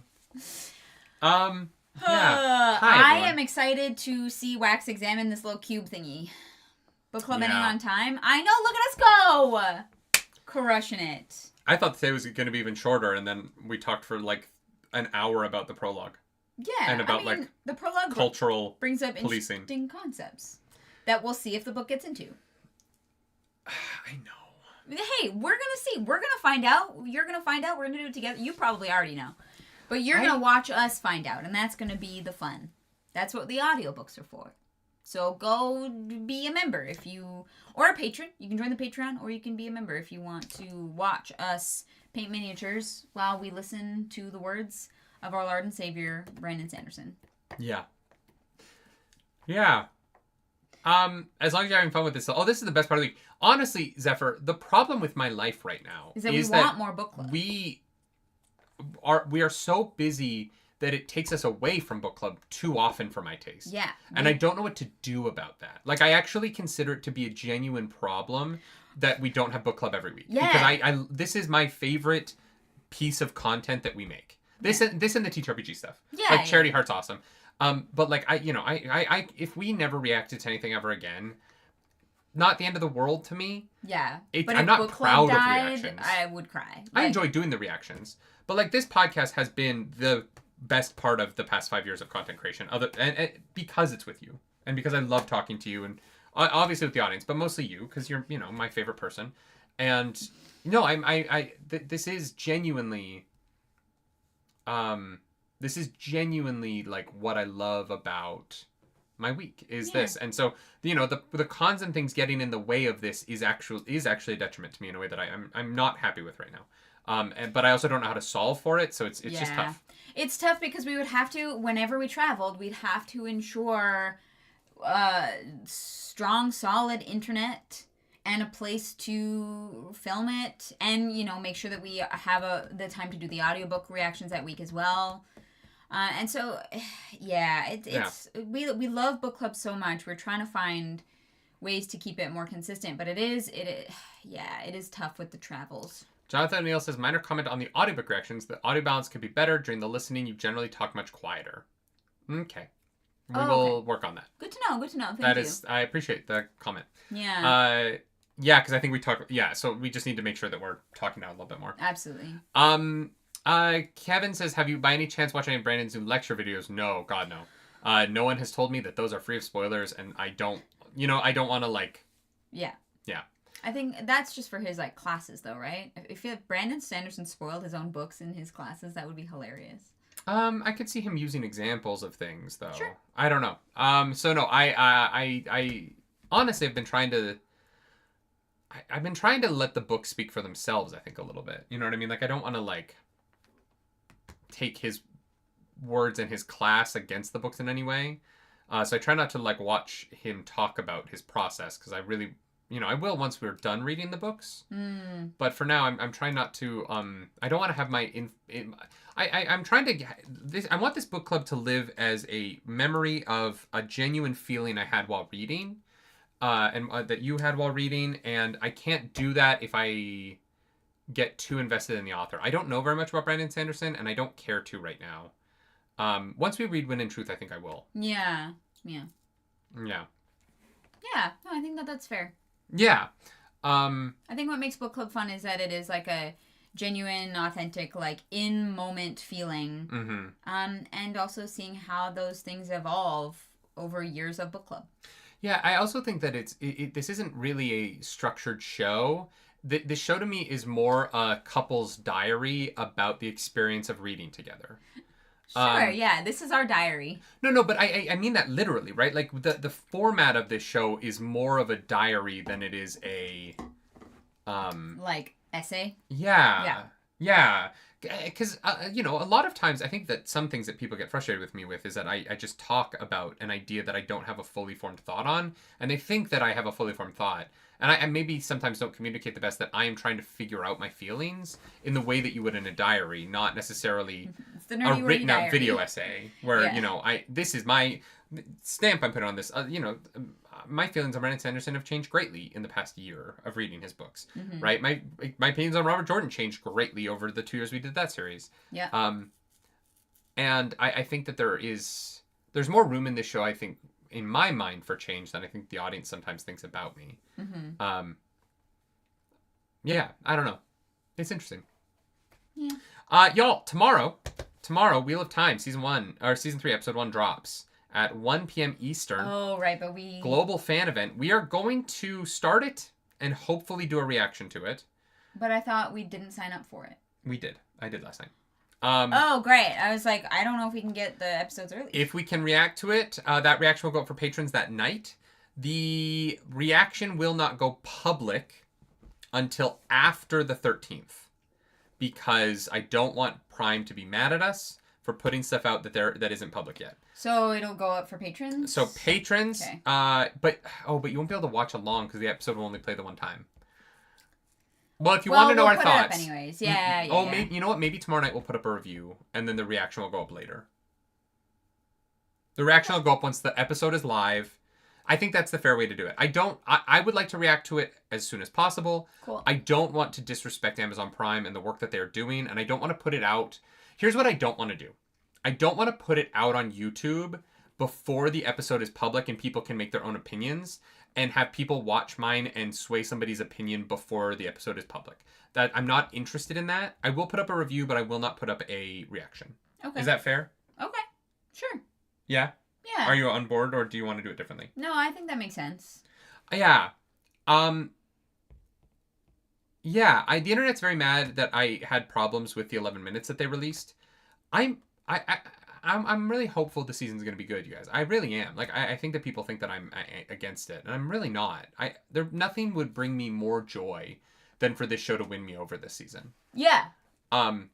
Yeah, I don't like not enjoying things. Yeah. So we're going to give it a shot. We might not react to the whole season if it's kind of the same and we're just being negative. I'm not interested in just putting out negativity. Yeah. So we're going to give the first episode a shot, and if we are just completely not interested, we might not even release the reaction, but we will at the very least do a live at the end of the season to talk about it. But yeah, I'm currently cautiously optimistic about tomorrow. Yeah. And I hope that you are too. Yeah. Or enthusiastically optimistic. I hope that I'm the minimum level of optimism for the show right now, because I would like for fantasy on television to succeed in a big way. Yeah, of course. That just not enough that I'm going to be dishonest about how I feel. Yeah. Yeah. That's the show. Clarence, you want to do high-low for the first beginning of this book? Let's do it. All right. What's your high? She does her high, I do my low. She does her low, I do my high. We compliment Sandwich the situation. What is your high for... Situation. Well, it's not the book. It's the section. I was looking for the S word section, and I came up with situation, okay? Yeah, no, that's fine. It's and great. if you think that you would be a good situationship for us, where you could help us, with organization while also enjoying Our company. The floorboard underneath the luggage cart. Jeez. The rattling of the train. Sign up for Netflix's hottest new show, Ménage à Trois. Jesus Christ. That's my high, actually. We're launching our new show. No. My high for this section of the book. Yeah. It's gotta be the Steris moments. Okay. It's gotta be like Wax getting into the spreadsheets and like understanding like what she enjoys about this and really like getting a different perspective from someone that he cares about and respects greatly. Like I found every interaction that they had in this section an absolute joy and a delight. Yeah. So yeah, I guess my high is Steris. What's your low? My low is Wayne. Yeah. My actual low though is that the beginning of this book feels between the Night Street Gang, the Kandra Immortal stuff, and the set. I do feel like there are 3 very different interesting stories set up here, and I hope they come together in this book better than they did in Shadows of Self. I want this book to be as tight as I felt like Alloy of Law was. And starting off with sort of these tangentially related but very like abstractly different plot lines didn't... Given the fact that I did feel like some plot lines were dropped in Shadows of Self, didn't give me a lot of confidence. Okay. So that's my low. I didn't feel 100% confident in the like sure-footedness of this book. Okay. Yeah, sure. From its beginning. Yeah, no, that's fair. Yeah, my low is just that Wayne hasn't grown as a character in the ways that I'd like him to. Yeah. Like, you know, I think we had a great moment with Renette that he kind of undercut for himself as well. So yeah, I'm just finding him as a character very frustrating. What's your high? If Wayne hadn't done the threesome thing, I think it would have been much better. If it seemed like him fucking up Wax's wedding had changed him, and if he had realized that if that had been the moment where he realized he fucked up too big, I would have liked it a lot. Yeah. But he didn't. He didn't even learn from... He dropped a water tower on a church. Not intentionally, but it caused it. And even that wasn't big enough for him to realize that he's fucked up. Yeah. And that's... Yeah, I agree. Yeah. For me, you said that it's Steris' actions. I'm going to say that it's Steris' emotional life. I love that she... Steris is my favorite thing about this series. Yeah. The fact that she is not a combatant, but is a little excited by it, brings me so much joy. Yeah. Her being into it a little bit is so fun. Yeah. I love this girl being like, oh, man, I've got to prepare for this. And he's going to save my life. Like, she's a little flirty. A wife has to take interest in her husband's extracurricular activities. Yeah. Yeah, she has no combat training, but she has to change her panties every time this happens. And I love that for her. She's like, this giant shotgun? Yeah, I'm going to shoot it. Why not? What could go wrong? I love that. What could go wrong? She's my favorite, yeah. And like, he literally saves her and then dunks her in the river to go save a gun. And she's like, yeah, I expected that. Not too mad about it. Yeah. Yeah. She prepares for every situation. Yeah. Very funny. I love her. I genuinely, like, Steris is my favorite part of these books. And has been since, even in the first book, we were like, this character's rocks. The first time we met her, we were like, what the fuck? And then the second scene with her, we're like, oh. Oh, yeah. She might be my favorite female character Brandon Sanderson's written. Damn. Which is tough, because Vin is a pretty solid character. Yeah. But there's something so magnetic about Steris. Yeah, I hear you. Yeah. Clarus, that's the end of our show. We did it under 3 hours today. We said we're aiming to shorten the show a little bit. And by that I mean, like, we want to land between 2.5 hours and 3 hours from now on. Yeah. And is that going to be consistent? We'll see. Probably not. But we'll find out together. We did good today. We did good. That was fun. Thank you for sharing your life with me. Always. Yeah. Y'all, if you like the video, subscribe to the channel. If you don't, hit the dislike button. Leave me in comments down below, because the algorithm god is hungry and we must feed her. This episode, that algorithm goddess is... Steris. Come on. Yeah. It's fucking Steris. Who else would it be? If you want to follow us around the internet, you can. I'm at nerdynightly. I'm at Claris Polaris. If you're listening over on the podcast feed, please rate this podcast 5 stars everywhere podcasts can be rated. It helps the show grow. To everyone who listens over on the podcast feed, thank you so much. Weirdly, the YouTube is consistent. You know what I mean? But the podcast numbers is where we see growth. So thank you to everyone who's finding us over there, who enjoys us on your long drives. We're probably going to have more on this feed in the coming year. Once we get through Japan, don't tell the reaction only people, but when we get back from Japan, we kind of want to pivot a little bit of our time. We're not going to stop doing reactions, but we want to pivot a little bit of our time from the reactions to books. We want to cover more books. Mm-hmm. Maybe only cover things we really love in reactions. Mm-hmm. Slow down a little bit over there so that this stuff can be more. Because there's some really good books happening right now. Yep. We love to see it. And we love reading. If you are a member, there's going to be a lot of reactions coming this week. So go check those out, starting with Chapter 10. And as always, do something nerdy tonight. Clarus. Smut Corner, Canada. Why fuck a mattress anywhere else? Just crawl under your train car, I guess. It's hard to add smut when they're already pretty smutty. Getting it on. Honestly, that's like the compartment they're in seems wildly uncomfortable. That's just, I'm very bony. You know what I mean? Like my shoulders sticking into things and it's tough. Although with Milan, she's goo. She can just put herself in whatever position she wants to. True. Like, that's gotta be so convenient. Does she have to, like, choose what nerve endings are like, when like... Can she put the clitoris where, like, Wayne is, like, attempting to find it to help him out a little bit, you know? That's so funny. Milan doesn't have to worry about men not finding the clitoris, because she can just move it to wherever they're rubbing. Yeah. Yeah. That seems really useful, to be honest. Unlimited vaginas. Yeah. Wow. Okay. Yeah. All right. Damn. God, her OnlyFans would go hard. There's a woman I follow that has 2 vaginas. I know there is. It's crazy. I know. I've never bought any of her content, but I support her because I'm like, hell yeah, that's really cool. I'm happy for you. The Wax and Steris are basically having sex while they're searching for those clips. You know what I mean? Like, that is Steris' highest form of intimacy, yes. It's her foreplay. Yeah. Like, Steris, if he had been like, I found the clip, now I'm going to eat you out, it should have been like, perfect. That is exactly how I wanted this night to go. Great. Yeah. I'm now adequately turned on. Yeah. You may proceed. Yeah. That's kind of it. There's not a lot of places to have sex here. I do feel like move pretty fast. Renette being a lesbian for 15 years, being a tinkerer. Renette makes guns, but she is also like the #1 supplier of vibrators to the women of Elendel. Yeah, but like they're not publicly available. It's like an underground thing where like you gotta find.